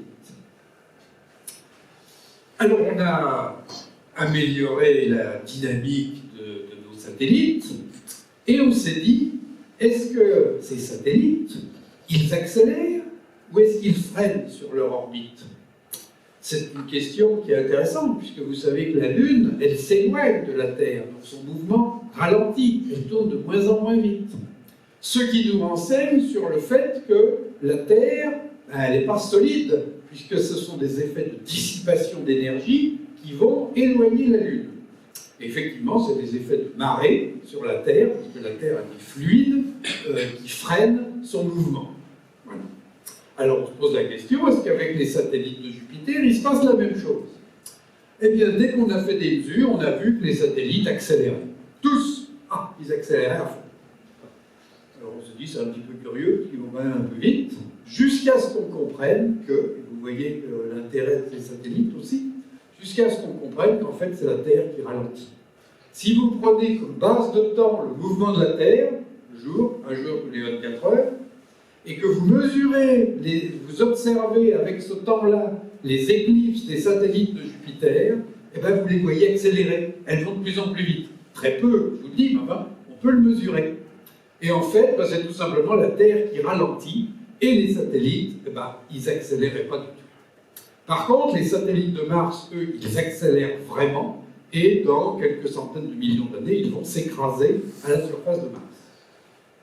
Mais dans le cas des satellites de Jupiter, jusqu'à très récemment, on ne savait pas trop ce qui se passait, puisque cette accélération, c'était tout simplement la Terre qui ralentissait. Alors après les héliomètres, arrive la photographie. Fin du 19e siècle, on fait des plaques photographiques. Alors on se dit, voilà, ça c'est bien, parce qu'au moins, on a une plaque photographique, et on aura tout notre temps pour mesurer les distances sur les plaques photographiques. Alors que dans un héliomètre, on mesure pas, et après c'est fini, parce que les satellites, ils bougent, ils s'en vont. Alors la plaque photographique, elle est moins efficace que l'œil, elle est très peu sensible par rapport à l'œil, elle est facilement éblouie, vous voyez, quand vous avez Jupiter ici, il vous envoie de la lumière partout, donc après ça va être difficile de voir où sont les satellites, mais l'avantage, c'est qu'on peut en prendre beaucoup et faire beaucoup de mesures. Donc fin du 19e siècle, on va commencer, et pendant un siècle, on va faire de la photographie. Alors là, par contre, on va abandonner les éclipses. L'observation d'éclipses est bien moins précise que l'observation photographique. Donc à partir du début du XXe siècle, on n'observe quasiment plus les éclipses par Jupiter. Alors comment savoir de quoi sont faits les satellites de Jupiter? Alors, voilà, on fait des dessins. On prend des lunettes très puissantes, comme la grande lunette de Meudon par exemple, et on fait des dessins pour essayer de comprendre est-ce qu'il y a des taches, est-ce que ces taches varient au cours du temps, ce qui penserait qu'il y a une météorologie à la surface. Voilà. Donc on va faire des dessins comme ça pendant tout le XXe siècle. Ça a été fait encore dans les années 1970, où on n'avait pas d'optique adaptative, donc il n'était pas question d'avoir des détails, alors que l'œil arrive à faire de l'optique adaptative. Avec l'œil, vous voyez des choses beaucoup plus nettes qu'avec une photographie qui, elle, va intégrer toutes les variations de l'atmosphère. Votre œil réussit à discriminer et vous pouvez voir des choses qu'on ne peut pas voir sur une photographie. Donc là, on commence à s'intéresser à la nature de nos satellites de Jupiter. Alors voilà une image CCD qui a été faite au pic du Midi en 1980. Alors vous voyez, Jupiter, il est pas mal quand même. Et vous voyez qu'à la surface de Ganymède, eh bien, on a des détails. Donc, grâce au CCD, qui permettent, dans des sites qui ont quand même un bon signe, hein, au pic du Midi, on a de très bonnes images, on commence à pouvoir faire des images des satellites de Jupiter. Mais on ne voit pas encore grand-chose, évidemment, mais c'est la période où on va commencer à lancer des sondes spatiales qui, elles, vont nous en montrer, évidemment, beaucoup plus que ce qu'on peut voir depuis la Terre. Alors, revenons un petit peu aux observations photographiques qui vont, tout au cours du XXe siècle, s'améliorer. Alors, il y a ce problème, vous voyez, sur une plaque photographique, qu'est-ce qu'on fait? On fait 1, 2, 3, 4, 5 poses successives en déplaçant la plaque photographique. Pourquoi? Ben, tout simplement parce qu'une plaque photographique, ça coûte très cher, et plutôt que de ne faire qu'une seule observation sur une plaque, eh bien là, on en fait 5, en décalant la plaque photographique. Alors Jupiter est très brillant, et pour éviter qu'il pollue l'environnement des satellites, on va mettre un filtre seulement sur Jupiter. Alors il y a plusieurs techniques. On peut mettre un filtre général sur, j'allais dire, une plaque qu'on a exposée un petit peu, puis qui est un peu transparente, et on fait en sorte que ce soit moins transparent là où on va mettre Jupiter, et très transparent autour. Ça, c'est la première technique, avec des filtres. On peut mettre aussi des obturateurs tournants. Alors, il y a ça qui va tourner, et vous voyez que pendant que ça tourne, ben, les satellites seront plus exposés que Jupiter, qu'on va mettre derrière cette partie-là. Donc ça va tourner, et comme ça, on aura des images meilleures. Ou bien, on va faire des filtres comme ça, pour cacher juste Jupiter, en gardant les satellites plus exposés. Donc voilà, tout ça c'est pour essayer d'améliorer encore l'astrométrie des satellites, avoir des images qui seront encore meilleures. Alors si on passe à Saturne, ben, je vous montre une plaque photographique de Saturne. Vous voyez, autour de Saturne, on a mis un filtre. C'est un filtre métallique, celui transparent, qui cache la lumière de Saturne, qui permet... Alors vous voyez, là vous avez une image qui est très très fin, et en général, ben, si vous regardez dans une lunette et que vous essayez de voir l'image, il n'y a guère qu'à l'élongation, vous pouvez le voir, mais autrement il est noyé dans la lumière de Saturne qui va vous éblouir complètement. Ça c'est un problème des planètes qui sont tellement brillantes. Alors évidemment, quand vous vous éloignez et que vous allez encore plus loin, même si la distance entre le satellite et la planète est la même, quand vous arrivez à Neptune, alors là c'est complètement collé, parce qu'elle est tellement loin que l'angle sous lequel on voit la distance entre la planète et le satellite, ben, il est encore plus petit. Et donc on est encore plus ébloui. Donc plus on s'éloigne du Soleil, plus de la Terre surtout, ben, plus c'est difficile d'observer les satellites. Alors aujourd'hui, ce qu'on fait, ben, c'est que maintenant, on a abandonné les plaques photographiques dans les années 90, fin du XXe siècle, pour les CCD et les CMOS. Mais aujourd'hui, on se dit, mais si je prends une plaque de 1900, il y a un siècle, ben, qu'est-ce que je vais faire? Ben, je vais numériser cette plaque, et puis je vais aujourd'hui la réanalyser avec des ordinateurs, ce qu'on n'avait pas autrefois, surtout avec des machines qui vont numériser à quelques nanomètres, vraiment quelque chose d'extrêmement précis. Il ne faut pas oublier que sur les plaques photographiques, il y a des étoiles, il n'y a pas que les satellites de Jupiter, et qu'aujourd'hui, avec Gaïa, qui est un satellite astrométrique qui a mesuré toutes les étoiles jusqu'à la magnitude 20, même un petit peu plus, eh bien, toutes les étoiles qui sont sur les plaques vont nous donner des échelles de distance pour les satellites. Donc on peut aujourd'hui analyser des plaques qui ont un siècle avec la même précision qu'aujourd'hui. Donc on est capable aujourd'hui d'observer dans le passé grâce à des plaques que l'on va renumériser et réanalyser. Donc ça c'est un projet qui est en cours pour numériser les plaques du passé. Et tout ça, je vous le répète, c'est que le mouvement des satellites galiléens Jupiter est l'un des mouvements les plus complexes de la mécanique céleste, tellement il y a de corps qui perturbent, et que la compréhension du mouvement de ces satellites peut nous permettre justement de connaître énormément de choses sur la dynamique des corps et sur ces corps-là, comme je vais vous le montrer. Ça, c'est pour vous donner un petit peu la précision. Alors la précision, ça, c'est des millièmes de seconde de degré, ça donne une précision en angle. Et en kilomètres, évidemment, sur place, on peut mesurer. Et vous voyez que les éclipses sont les moins précises. Après, vous avez les plaques photographiques. Je ne vous ai pas parlé de l'instrument méridien. Un instrument méridien, c'est qu'on attend que l'objet passe dans la direction du sud. Quand il passe dans la direction du sud, on note l'heure, et si on connaît bien sa longitude, alors on connaît la position de l'objet. C'est une petite opération qu'on fait avec les angles anciennes, c'est très simple. Et c'est très précis, vous voyez, c'est très précis, c'est même plus précis que les plaques photographiques. Le problème, c'est qu'on ne peut faire qu'une seule observation par jour, plutôt par nuit, au moment où le satellite passe dans la direction du sud. Donc c'est un petit peu embêtant, s'il y a un nuage à ce moment-là, c'est fichu.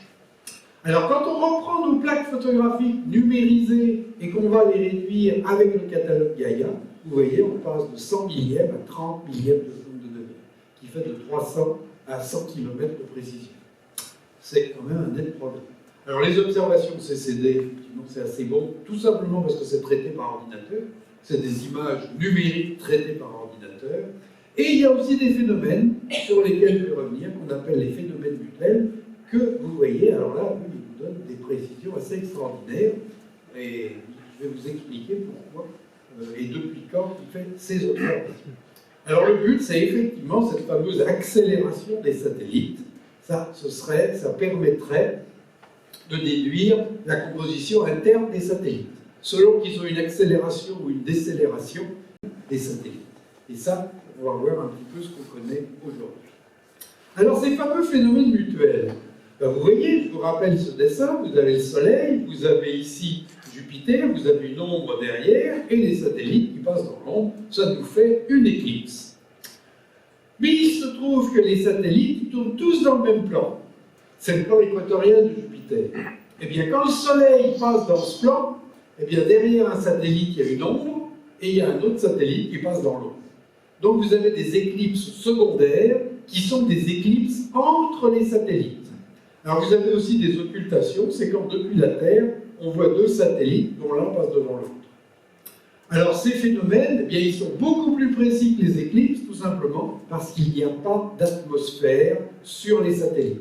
Donc ce problème dans l'atmosphère de Jupiter qui faisait qu'on se posait la question de savoir quand est-ce que l'éclipse commençait, eh bien elle a disparu. Elle a disparu puisque là, il n'y a pas d'atmosphère sur les satellites de Jupiter. Alors, on va les calibrer avec la taille des satellites. Alors, on commence en 1973, ces observations. Pourquoi en 1973? Pourquoi pas avant? Eh bien, encore une fois, il faut pouvoir les prévoir, ces phénomènes. Regardez cette précision. Vous avez un alignement entre les deux satellites. Donc, il faut donc que la précision de position d'un satellite par rapport à l'autre soit plus petite que la taille du satellite lui-même. Si vous avez une erreur qui est plus grande que le satellite, vous ne savez pas s'il va passer au-dessus de l'ombre ou en dessous ou dedans. Donc il faut que, les modèles dynamiques soient suffisants pour avoir cette précision-là, et deux, qu'on soit capable de faire des calculs de précision avec cette précision-là. Donc, un, il faut des bonnes théories, et deux, il faut un ordinateur. Sans ordinateur, sans calcul automatique, vous ne pouvez pas arriver à ça. Donc 1973, c'est l'arrivée des ordinateurs dans les laboratoires scientifiques, et donc, eh bien, on va faire des prédictions de ces phénomènes et on va commencer à les observer. Alors au début, on ne connaît pas la taille des satellites, et ça va nous aider aussi à mesurer la taille des satellites. Parce que quand vous avez une occultation, le temps, la durée de l'occultation est proportionnelle à la taille du satellite.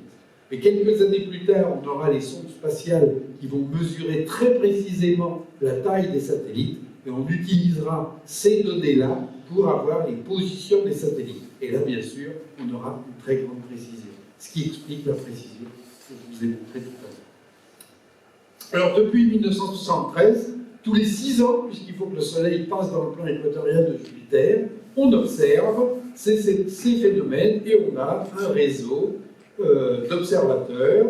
Alors, ce qui est intéressant, c'est qu'en 1973, dans le réseau, il y avait une douzaine d'observateurs seulement, et c'était tous des professionnels. Il fallait des photomètres photoélectriques qui étaient des bêtes de course, qui valaient très cher. Aujourd'hui, avec n'importe quel petit CCD, vous faites ça. Alors, qu'est-ce qui se passe? À l'origine, on n'avait quasiment que des astronomes professionnels. Aujourd'hui, 90% de notre réseau, ce sont des astronomes amateurs. Alors l'important, c'est qu'ils suivent un protocole scientifique rigoureux au moment où ils font leurs observations. Mais c'est vrai qu'en général, c'est relativement bien fait. Vous voyez, on en a dans l'hémisphère nord, on en a dans l'hémisphère sud, parce que quand Jupiter est dans l'hémisphère sud, évidemment, on observe mieux depuis l'hémisphère sud. Mais lors de la dernière période, qui était donc en 2015, je me souviens bien, 2014-2015, Jupiter avait une déclinaison positive, c'était donc plus favorable dans l'hémisphère nord, et pourtant on a eu plus d'observations dans l'hémisphère sud. Pourquoi? Parce que la météorologie était complètement pourrie dans l'hémisphère nord. Donc il faut beaucoup de monde pour qu'il y ait au moins quelqu'un qui n'ait pas de nuages. Donc il faut beaucoup de monde en longitude, tout simplement parce que quand Jupiter est levé ici, il est couché là. Donc le phénomène, lui, il arrive n'importe quand, il ne s'occupe pas de savoir s'il est observable ou non. Donc il faut beaucoup de monde en longitude. Il faut du monde en longitude et en latitude pour que Jupiter soit le plus haut possible, quand il a une déclinaison positive ou négative. Et il faut beaucoup de monde, même au même endroit, pour que s'il y a des nuages ici, peut-être que là, il n'y en aura pas. Donc voilà comment on construit un réseau. Donc on a quand même réussi à faire un réseau qui est assez correct. Alors on a des éphémérides qui vous donnent les positions des satellites, et ça vous fait même un petit dessin, vous avez Jupiter, la position des satellites à un instant donné.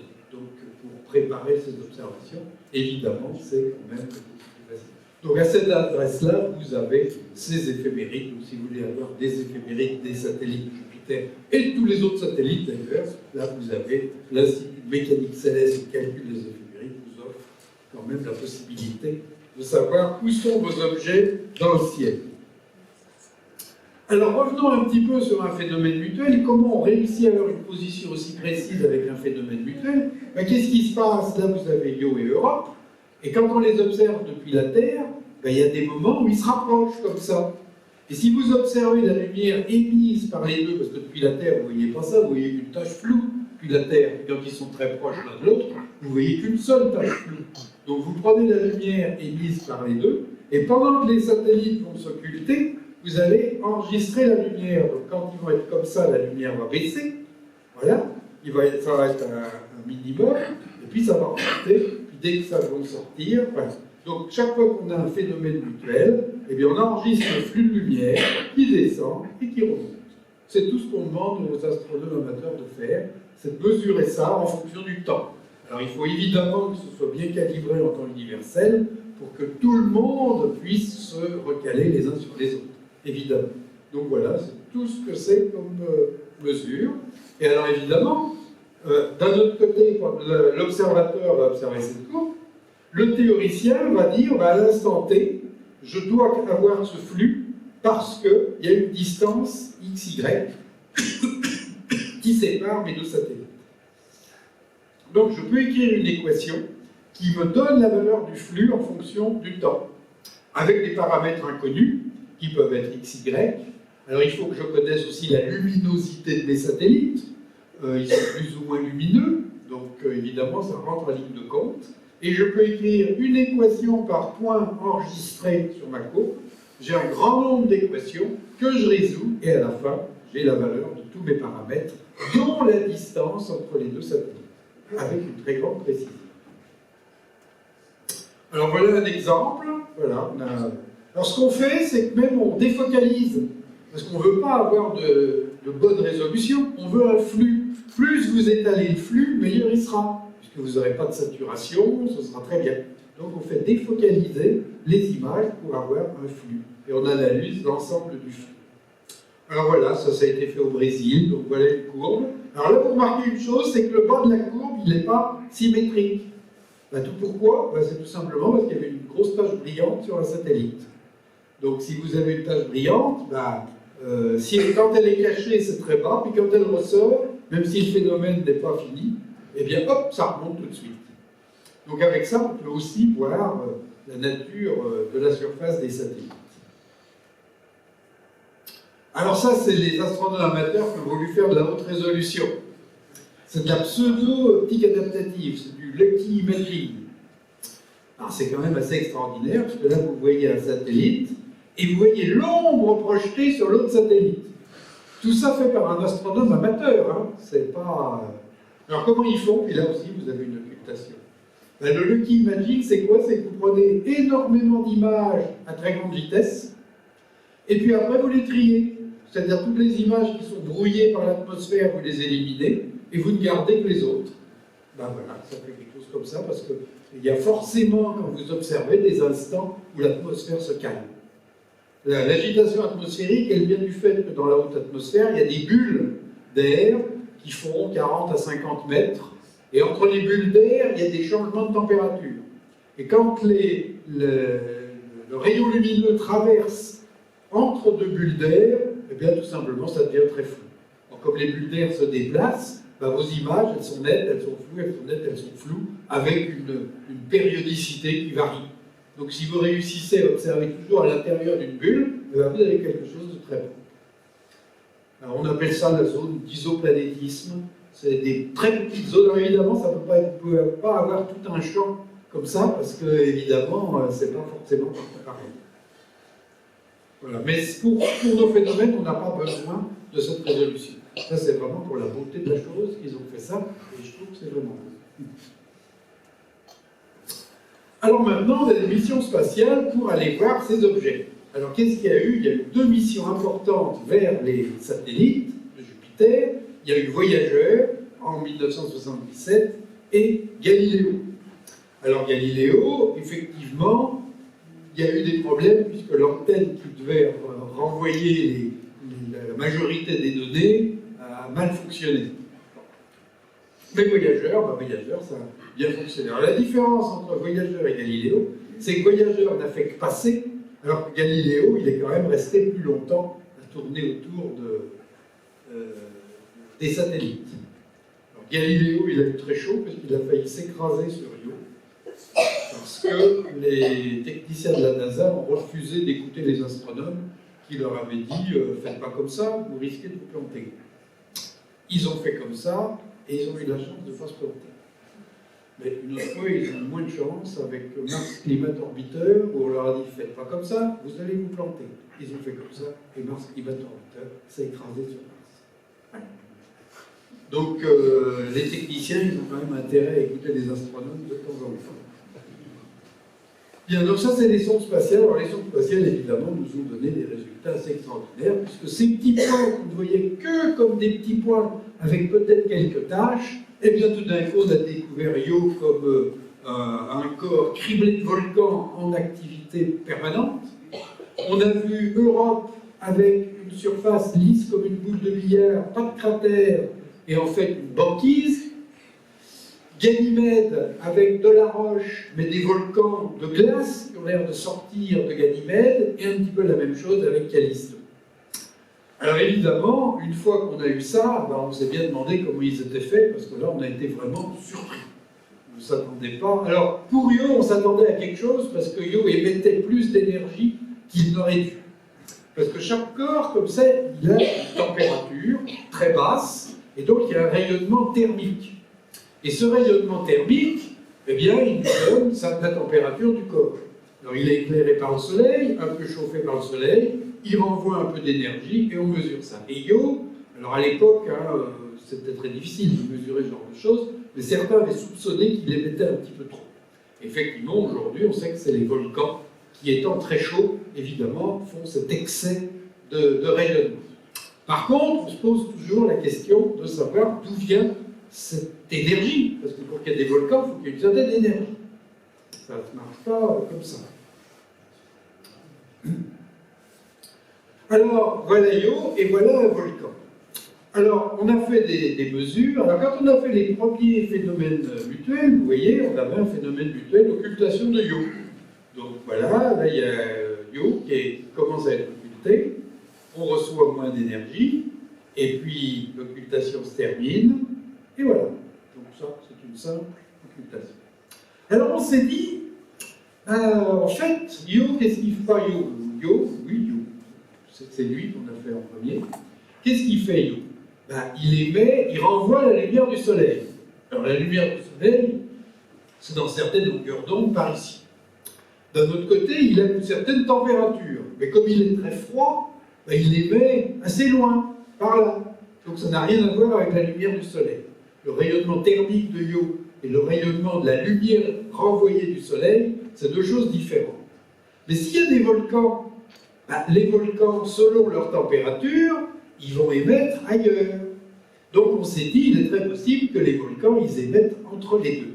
Alors qu'est-ce qu'on a fait? On a observé une occultation de Yo, et donc de ces volcans, dans cette longueur d'onde-là. Et qu'est-ce qu'on a vu? C'est ce qu'on a en bas. On a vu que tout simplement, ça chutait brutalement, et ça remontait brutalement.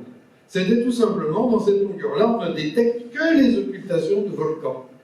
Donc ça nous a permis de mesurer le flux du volcan, directement, et ça nous a permis, en comparant avec cette courbe-là, de nous rendre compte de la position du volcan à la surface de Yo. Et ce qui est extraordinaire, c'est que c'était donc après les images de voyageurs, et le volcan, il s'était déplacé entre les deux. Et c'est vrai qu'ultérieurement, on a confirmé que les volcans se déplaçaient à grande vitesse à la surface de Yo. Donc, entre voyageurs et les observations beaucoup plus modernes, grâce à ces observations d'occultation, on a pu observer les volcans de Yo. Alors aujourd'hui, vous voyez, on peut observer les volcans dans leur longueur d'onde. On observe Yo dans la longueur d'onde des volcans, et comme ça, vous voyez où sont les volcans, et ça depuis la Terre, enfin c'est depuis le HST quand même, c'est pas depuis le Soleil. Mais avec le VLT, si on fait ça maintenant, il n'y a pas de problème. Voilà, donc aujourd'hui, alors là, effectivement, on peut voir si un volcan se déplace. Alors Europe, effectivement, il n'y a pas de cratère, et quand on regarde de près, c'est tout simplement une banquise. Voilà.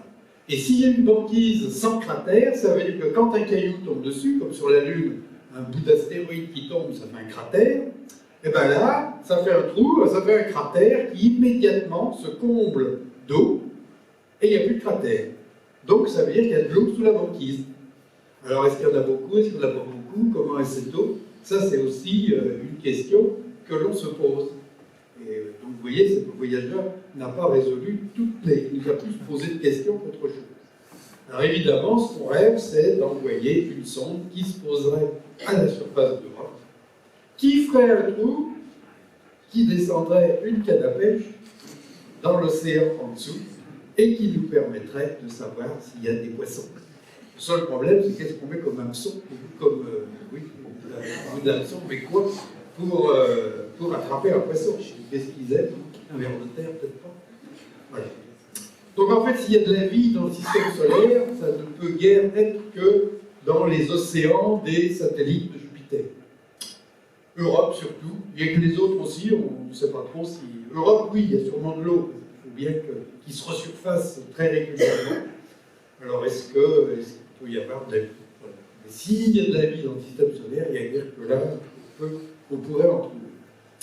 Alors on a des modèles pour l'intérieur, soit un océan, soit une glace chaude fluide. Parce que finalement, à certaines pressions, l'eau peut aussi avoir un aspect fluide tout en restant glacée. Donc ça fait partie des grandes inconnues.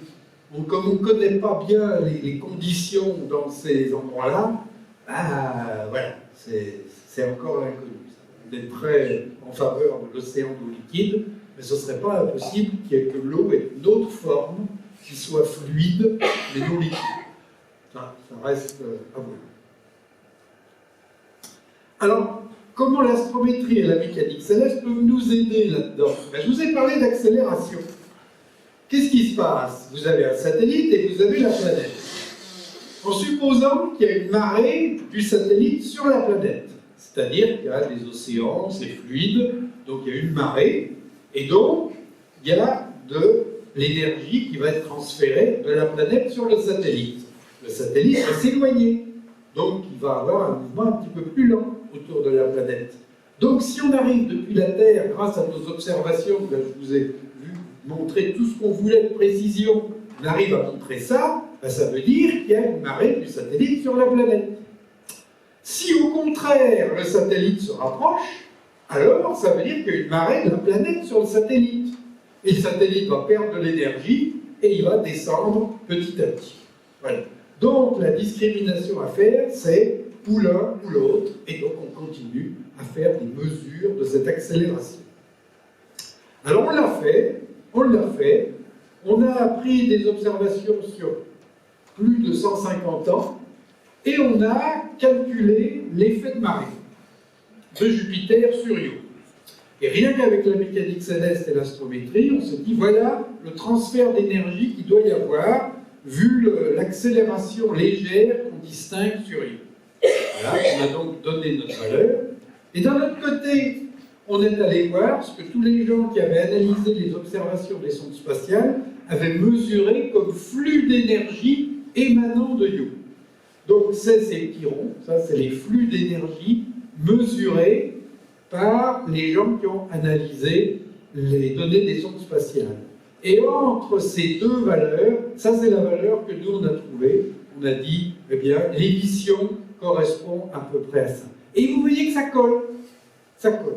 Ça veut dire que, tout simplement, la mesure qu'on fait du mouvement des satellites nous prouve bien ça et explique qu'il y a bien une marée de laquelle on peut déduire, ça veut dire que l'intérieur de Io, il a une certaine fluidité. Et cette fluidité, eh bien, elle est déterminée par ces valeurs qu'on a mesurées. Bon, c'est un petit peu un truc de spécialiste, mais ce que je veux vous montrer, c'est qu'il y a cet accord entre les mesures de flux sur Io et le calcul théorique qu'on fait à partir du mouvement de Io. Donc il n'y a pas une énergie supplémentaire. On s'est demandé, est-ce qu'à l'intérieur de Io, il y a des réactions nucléaires qui feraient qu'il se serait plus chaud? Eh bien non, c'est tout simplement l'effet de marée de Jupiter sur Io qui explique tout ce qu'on voit. Callisto. Alors Callisto, Callisto, il y a aussi pas mal de glace, mais c'est quand même de la roche, on voit à la surface. Alors là, il s'est pris un truc, là, c'était vraiment une arrivée en escadrille. Hein, mais il y a des cratères, ce qui prouve qu'il n'y a pas de resurfaçage, c'est des surfaces très anciennes, donc l'eau, elle reste vraiment à l'intérieur. Ou bien, alors ça, on le voit sur Ganymède, il y a un gros trou, et là, ça fait un volcan, et il sort de la glace du sous-sol. Donc il y a de la glace sur le sous-sol, mais elle est quand même assez loin, parce qu'elle ne sort pas souvent sur ces satellites-là. Voilà, alors bon, vous imaginez Callisto. Parce que comme c'est blanc sur les sommets, on a dessiné ce genre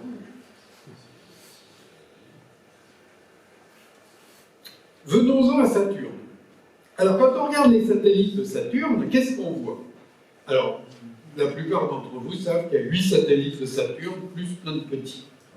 Mais ces 8 satellites de Saturne, c'est un gros, Titan, et puis Mimas, Encelade, Thétis, Dione, Rhea, Hyperion et Japet.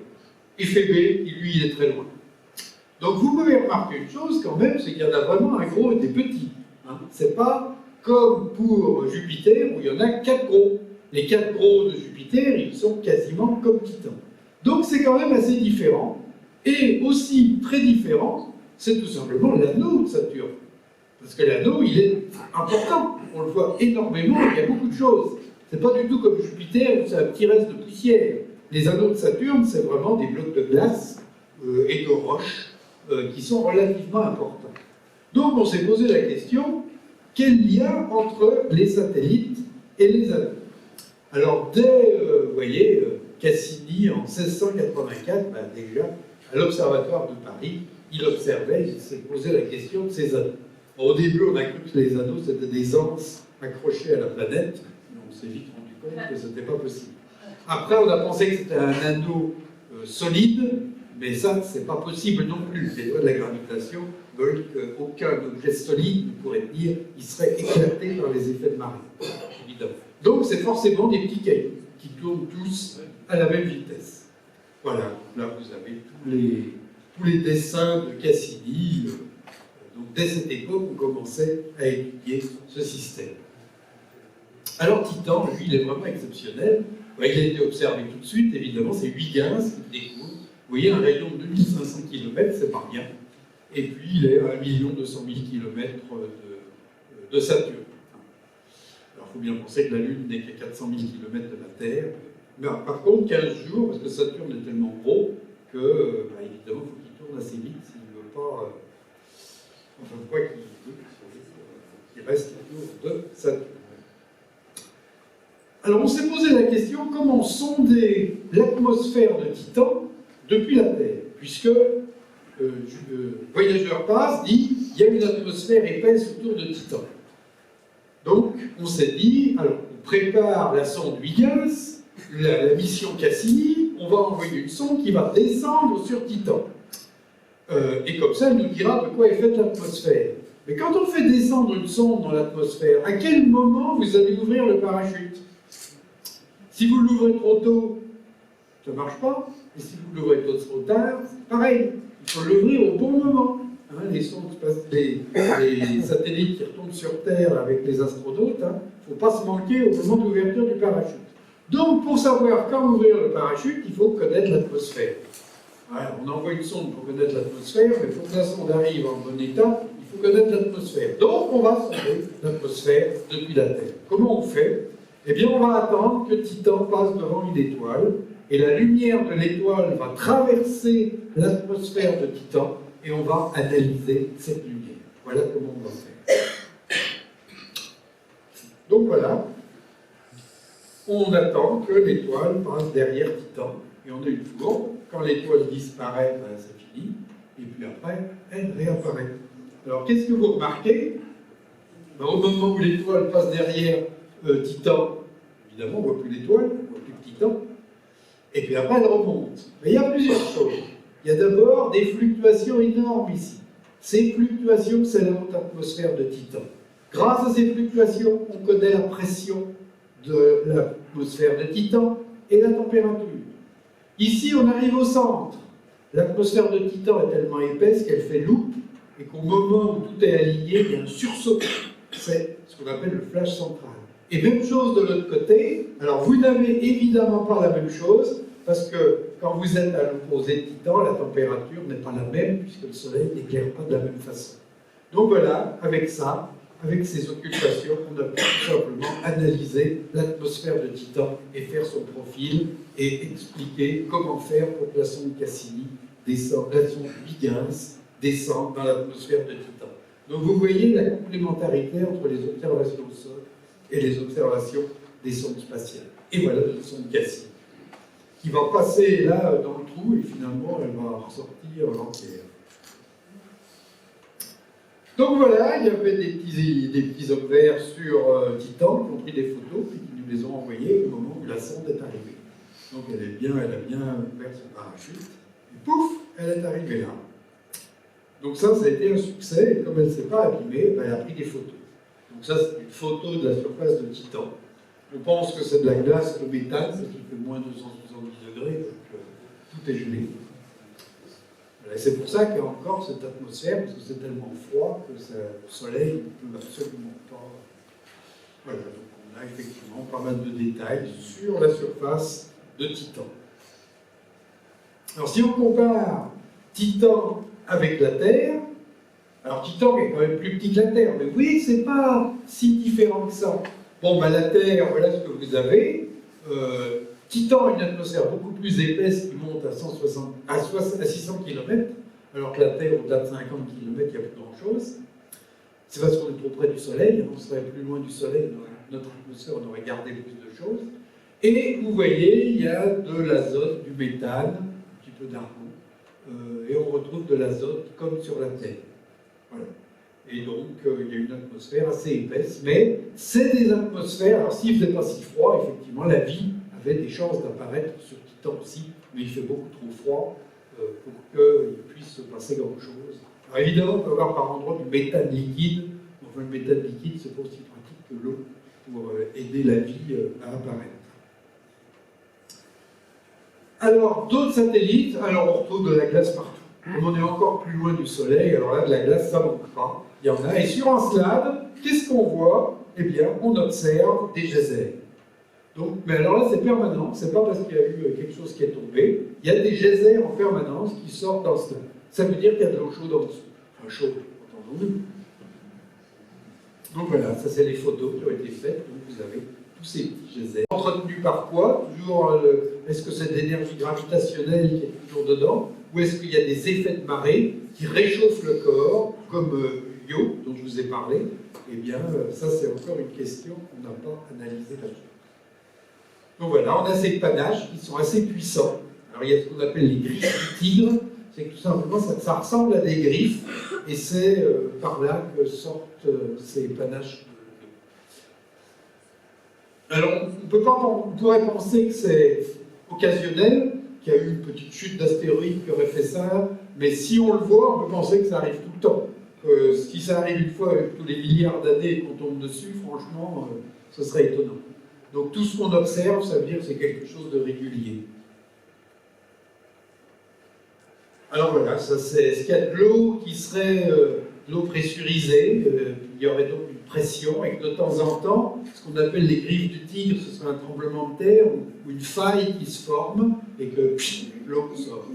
Et ça arriverait un petit peu partout, si bien qu'il y aurait toujours quelque part de l'eau qui sort sous forme de vapeur. Et la vapeur, évidemment, il fait tellement froid qu'elle se gèle instantanément, ce qui fait ces petits panaches comme ça.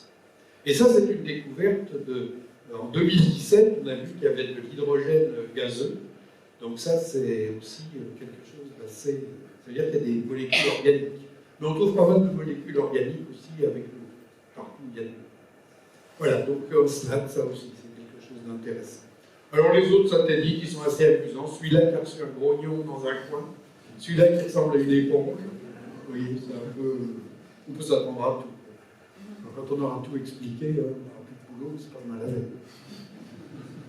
Alors, moi, ce qui m'intéresse, c'est l'astrométrie, évidemment.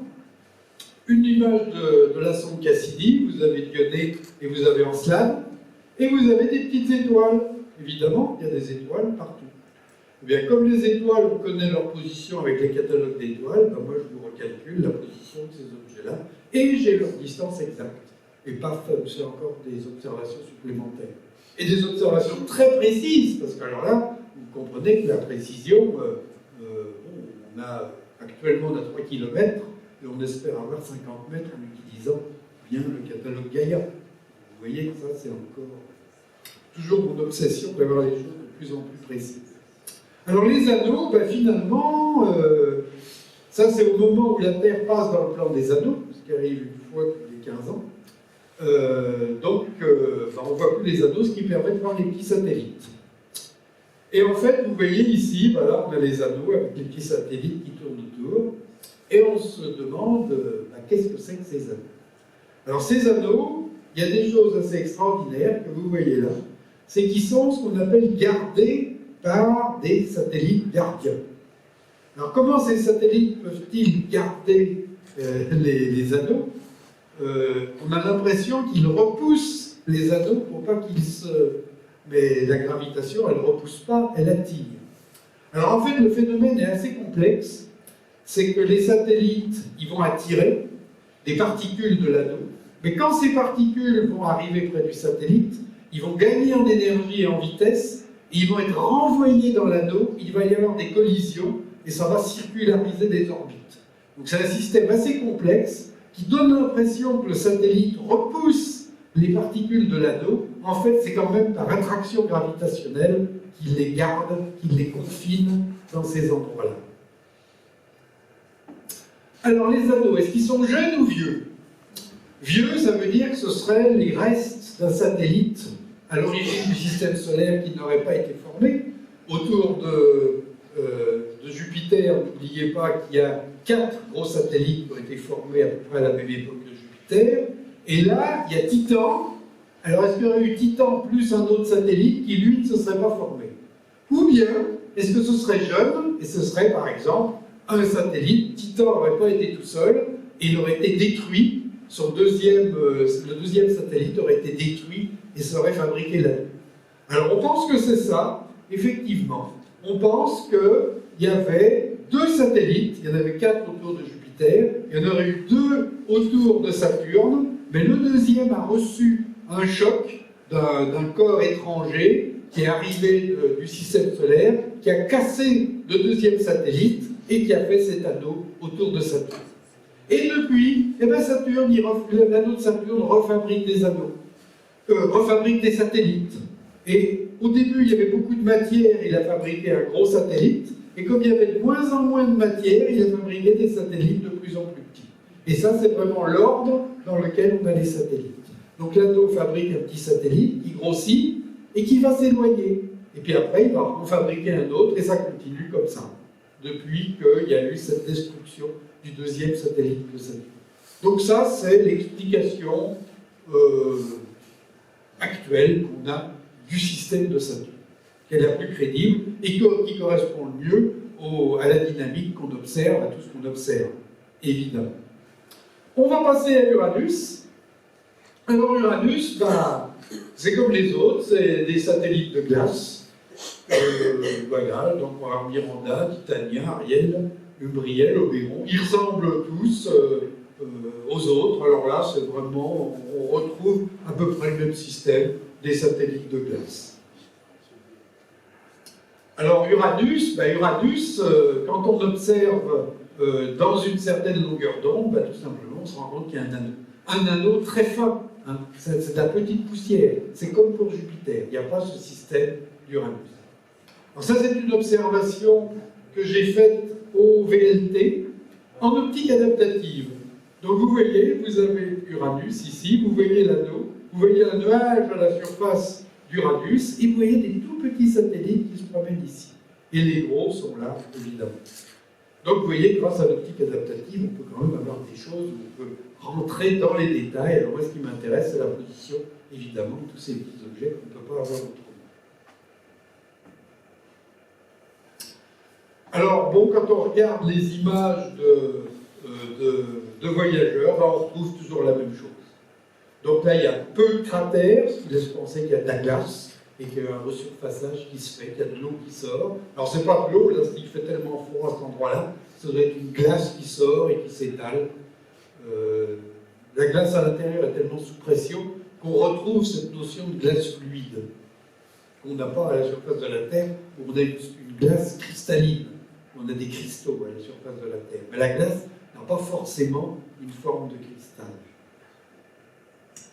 Neptune, encore plus loin. Alors encore plus loin, si c'est encore plus loin, on voit encore moins bien.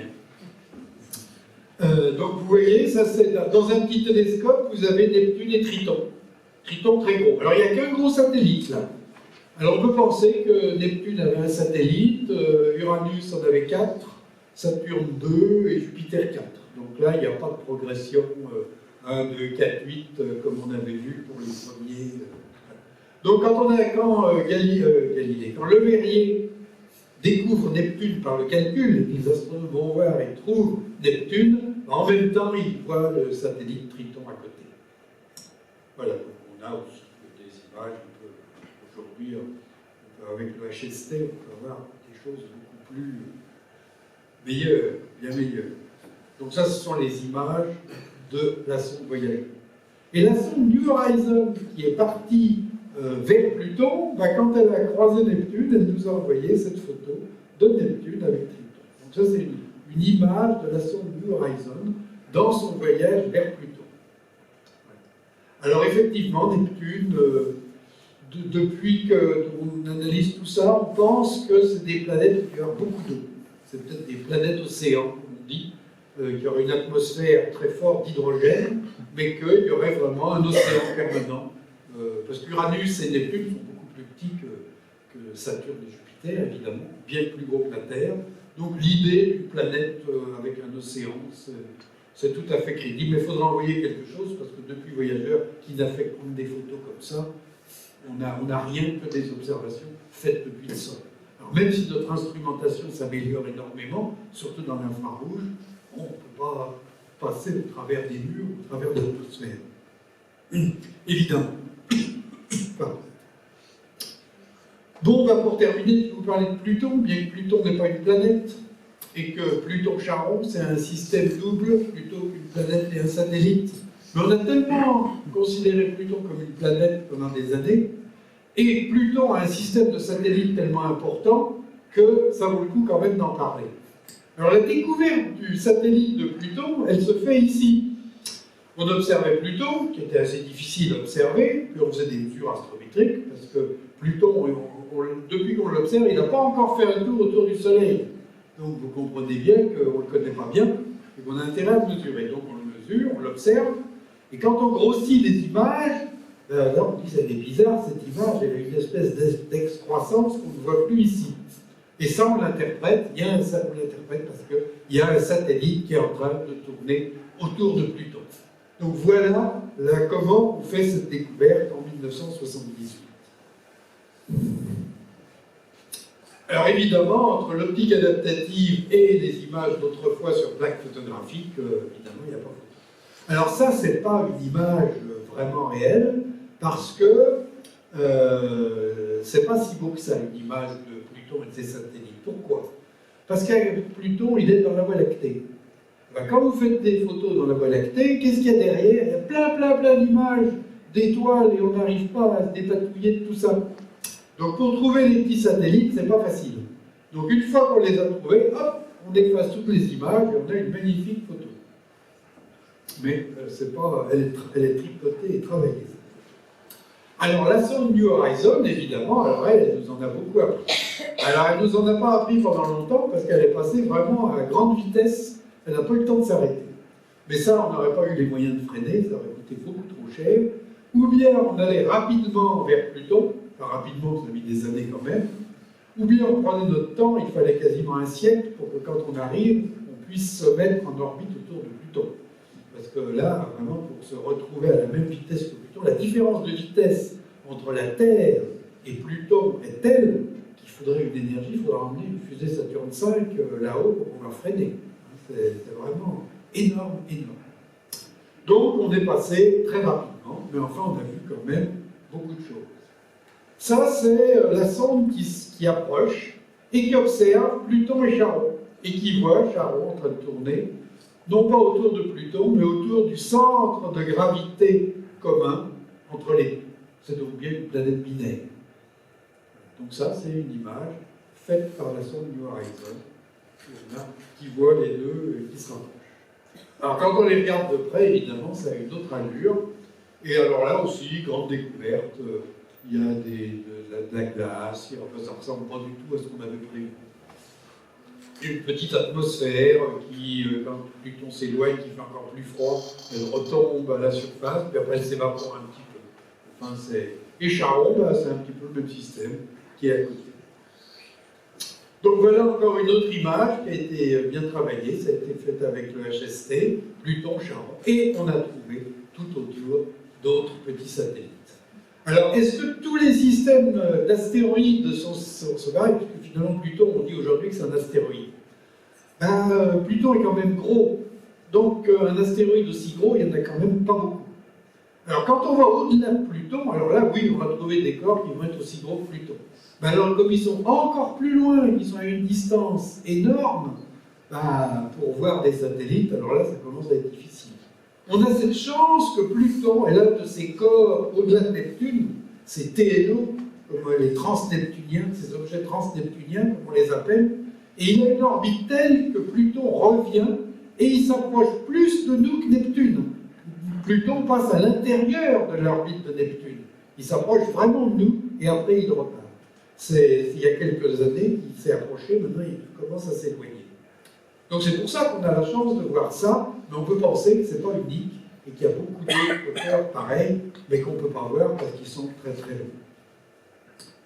Voilà, donc encore une autre image. Donc celui-là, il a été observé par, je ne sais plus si c'est le HST l'a vu, enfin New Horizon a vu aussi certaines choses.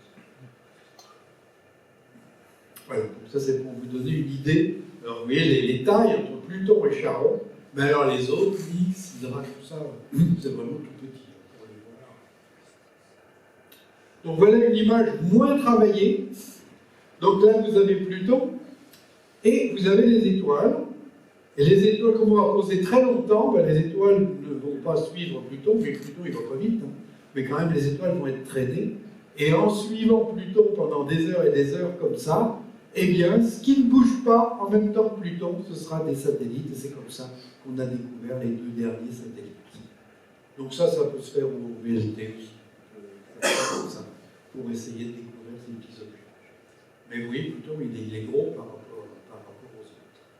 Donc si on va plus loin et vers ces corps qui sont quand même très gros, qui sont des planètes naines en fait, mais qui sont aussi des objets binaires parce que les satellites... Alors c'est vrai que si on a un corps qui n'a pas Charon à côté de lui, mais qui n'a que des petits satellites, on va retrouver une planète naine avec des vrais satellites. Mais ça, ce sera sur le modèle de Pluton, mais sur les fameux transneptuniens qu'on connaît, et qui sont d'ailleurs aussi gros, si ce n'est plus gros que Pluton. Voilà, donc je vais conclure ici. Donc vous avez vu, les gros satellites de glace, il y en a beaucoup. C'est notre dernière chance de voir de la vie dans le système solaire. Alors ces systèmes de satellites, ils sont très rapides, et ça nous permet de comprendre l'évolution de ces systèmes beaucoup plus vite que d'étudier l'ensemble du système solaire. Alors, on aimerait bien qu'il y ait d'autres missions spatiales vers ces corps. Il n'y en a qu'une qui est prévue en 2030. C'est la mission JUICE, qui succède à d'autres projets vers Europe. On ne va pas se poser sur Europe, malheureusement, mais on va se mettre en orbite autour d'Europe et on va avoir des instruments pour essayer de sonder la banquise. Voilà, mais l'observation au sol, elle est toujours indispensable et je pense qu'on va encore continuer. Voilà, je vais terminer là et répondre à vos questions.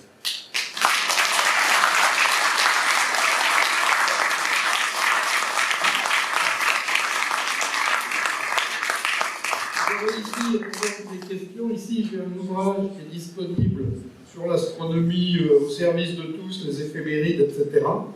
Et j'ai ici un petit papier sur une école d'été d'astronomie que je vais organiser cet été, donc si quelqu'un est intéressé. Donc vous pouvez venir vous servir ici. Bon, merci Jean-Eudes. Est-ce que vous avez des questions? Pour démarrer la séance des questions, j'en ai une. Il y a quelques semaines ou mois, il y a eu des informations à propos des anneaux de Saturne qui disaient qu'ils allaient disparaître bientôt. Qu'est-ce que ça veut dire ça? Bientôt, ça veut dire 200 000 ans. Oui, enfin bientôt, au sens astronomique du terme. Oui, puisqu'ils continuent à fabriquer les satellites, on a remarqué qu'il y avait des petits satellites qui se fabriquaient. C'est-à-dire qu'en observant, tout d'un coup on observe un satellite, puis après il a disparu. Parce qu'il y en a qui se forment, et puis ils sont détruits. Puis ils se forment, alors de temps en temps, il y en a un qui continue, puis qui va devenir plus gros, mais c'est quand même un processus très très lent. Mais on peut penser que d'ici 200 millions d'années, ou un peu plus, tout l'anneau aura fabriqué des satellites, et il n'y aura plus d'anneaux. Peut-être. Question?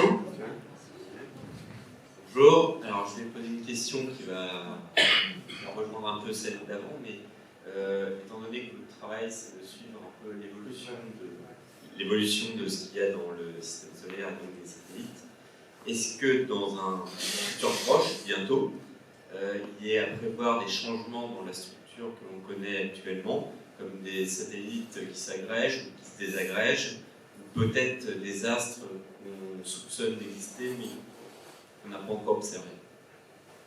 Alors, au-delà de Pluton, oui. Il y a plein d'astres qu'on soupçonne d'exister, et est-ce qu'il y en a beaucoup, est-ce qu'il n'y en a pas beaucoup, on ne sait pas trop. La fameuse planète supplémentaire qui serait très grosse, on la cherche toujours, c'est possible, mais elle est très difficile à observer. Ne serait-ce que parce qu'elle a un mouvement très très lent. Si elle met 10 000 ans pour tourner autour du Soleil, comment, même en un siècle, elle ne va pas bouger suffisamment. Puis comme elle sera très loin, il n'y aura même pas d'effet de parallaxe avec le mouvement de la Terre. Donc, par chance, on pourrait tomber dessus. Alors, est-ce que cette planète peut avoir un effet sur les autres planètes? Ça, on l'a calculé. Alors, on a dit, si il y a une planète, elle ne peut être que dans cette région-là du ciel. Parce que si elle était par là, on verrait son influence sur certaines planètes. Donc, il y a surtout ces corps-là.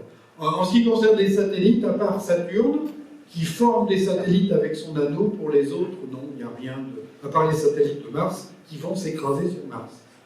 Bientôt. Au sens astronomique du terme. question là. Oui. Alors en fait, on vient de voir en fait, que Pluton avait pas mal de satellites, et Pluton est enfin, maintenant c'est une planète, hein, mais c'est une planète naine, mais on est toute petite. Pourquoi les planètes telluriques, donc Mercure, Vénus, n'ont aucun satellite, alors que c'est quand même une taille respectable? Pourquoi? Alors Mars a 2 petits satellites, quand ils sont quand même très petits, et je pense que pour la Terre c'est aussi particulier avec la Lune. Il y a eu un choc, il y a quelque chose. Pourquoi près du Soleil il n'y a pas de satellite? Théoriquement, près du Soleil, Mercure et Vénus, les perturbations du Soleil empêchent la formation d'un satellite.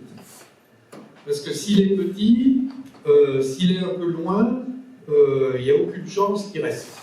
C'est pareil, les 2 petits satellites de la Terre, Cruithne et puis l'autre, ils ne vont pas rester longtemps, les perturbations du Soleil vont finir par les faire partir. Ils vont rester un certain temps. Alors c'est très possible, on n'en a pas vu, mais c'est très possible qu'autour de Vénus et de Mercure, il y ait des satellites provisoires. C'est-à-dire qu'il y a des petits objets qui tournent un peu autour, et puis qu'après, ils s'éloignent parce que la perturbation solaire est trop forte. C'est ça qui empêche Mercure et Vénus d'avoir des satellites. La perturbation solaire est beaucoup trop forte. Pourtant, nous on a la Lune. Alors, nous on a la Lune. On a la Lune, et apparemment c'est un système qui est plutôt stable, et la Lune est autour de la Terre depuis combien de temps? Ah bah c'est arrivé peu après la formation. Peu après, donc depuis plus de 4 milliards d'années alors. Oui, mais alors, quand ça s'est formé, c'est à la suite d'un choc. La Lune était proche de la Terre. Oui. Donc pas suffisamment éloignée pour que le Soleil ait une action quelconque. Donc là, elle s'éloigne, mais pas encore suffisamment pour que le Soleil l'entraîne autour du Soleil, indépendamment de la Terre. Elles sont encore trop proches, trop... Voilà. Est-ce que vous avez d'autres questions? Réfléchissez-y pendant que je fais une... Dans le fond, là-bas. Oh là là, je ne peux pas monter jusque là-haut. Alors Criez fort. Attendez, voilà.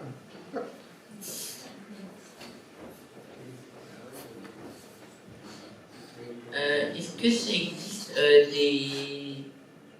des satellites, d'autres satellites? Ah, des satellites de satellites. Non, ça ne peut pas exister pour des raisons de perturbation gravitationnelle.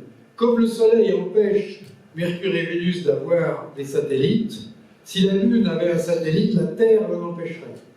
Et si un satellite de Jupiter avait un petit satellite, Jupiter l'en empêcherait. C'est-à-dire qu'il l'entraînerait sur une autre orbite qui serait vraiment autour de Jupiter. Et si l'orbite était trop excentrique, Jupiter l'attirerait pour le faire tomber à sa surface. Et si on avait un autre satellite que la Lune, eh bien la Terre l'attirerait pour le faire tomber sur la Terre. Donc on n'a pas intérêt à ce qu'il y ait un autre satellite. Et comme le Cruithne et l'autre, à terme, ils ont destination à tomber sur la Terre. Mais pas tout de suite. Ceux-là, non, pas tout de suite. On pourra vous prévenir. J'ai une autre question. Est-ce que c'est possible qu'un jour, il y ait un autre satellite qui forme Près du micro. autour... Est-ce qu'un jour, c'est possible qu'il y ait un autre satellite qui se forme autour de la Terre? Oh, s'il y avait un choc, alors bon, il n'y a plus de corps dans le système solaire qui ont des orbites telles qui auraient une collision avec la Terre pour créer la Lune. Alors il y avait une autre solution à la création de la Lune, c'est que la Terre étant très fluide, très chaude, et tourne très vite, il y a un morceau qui se détache par la force centrifuge. Ça a été une des théories de la formation de la Lune. Mais apparemment non, c'est pas très crédible. La collision est plus crédible. À une période où il y avait des corps susceptibles de heurter la Terre, c'est-à-dire qu'il n'y avait pas une orbite circulaire autour du Soleil. Maintenant, il n'y a plus de corps comme ça. Maintenant, tous les corps sont venus sur une orbite gentiment circulaire, et donc il ne peut pas y avoir de collision.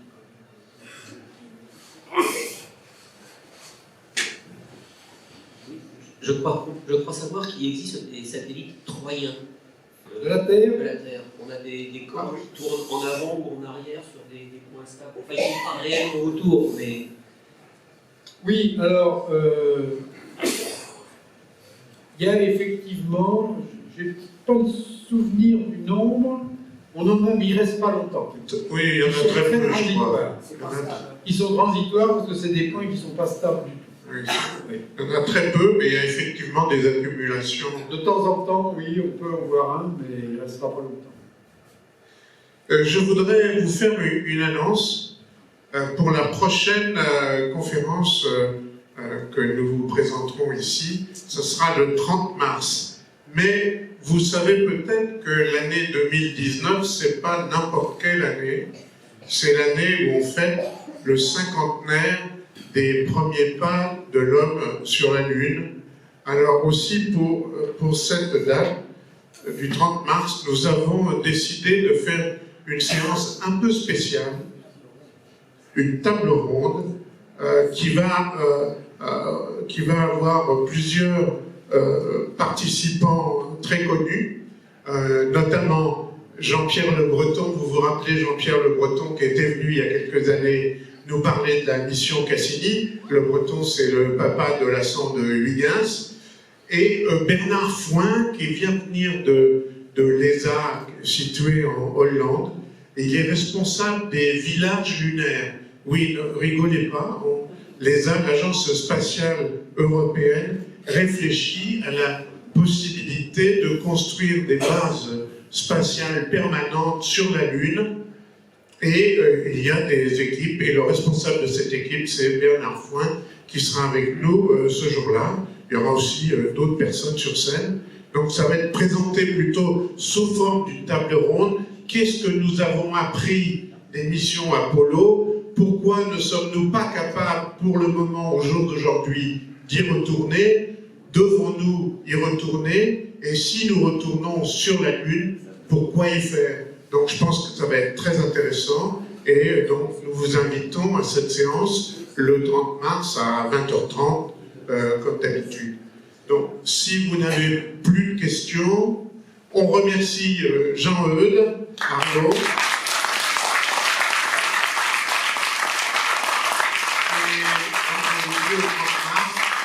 Rentrez bien chez vous, soyez prudents. Bernard, vous voulez dire un mot?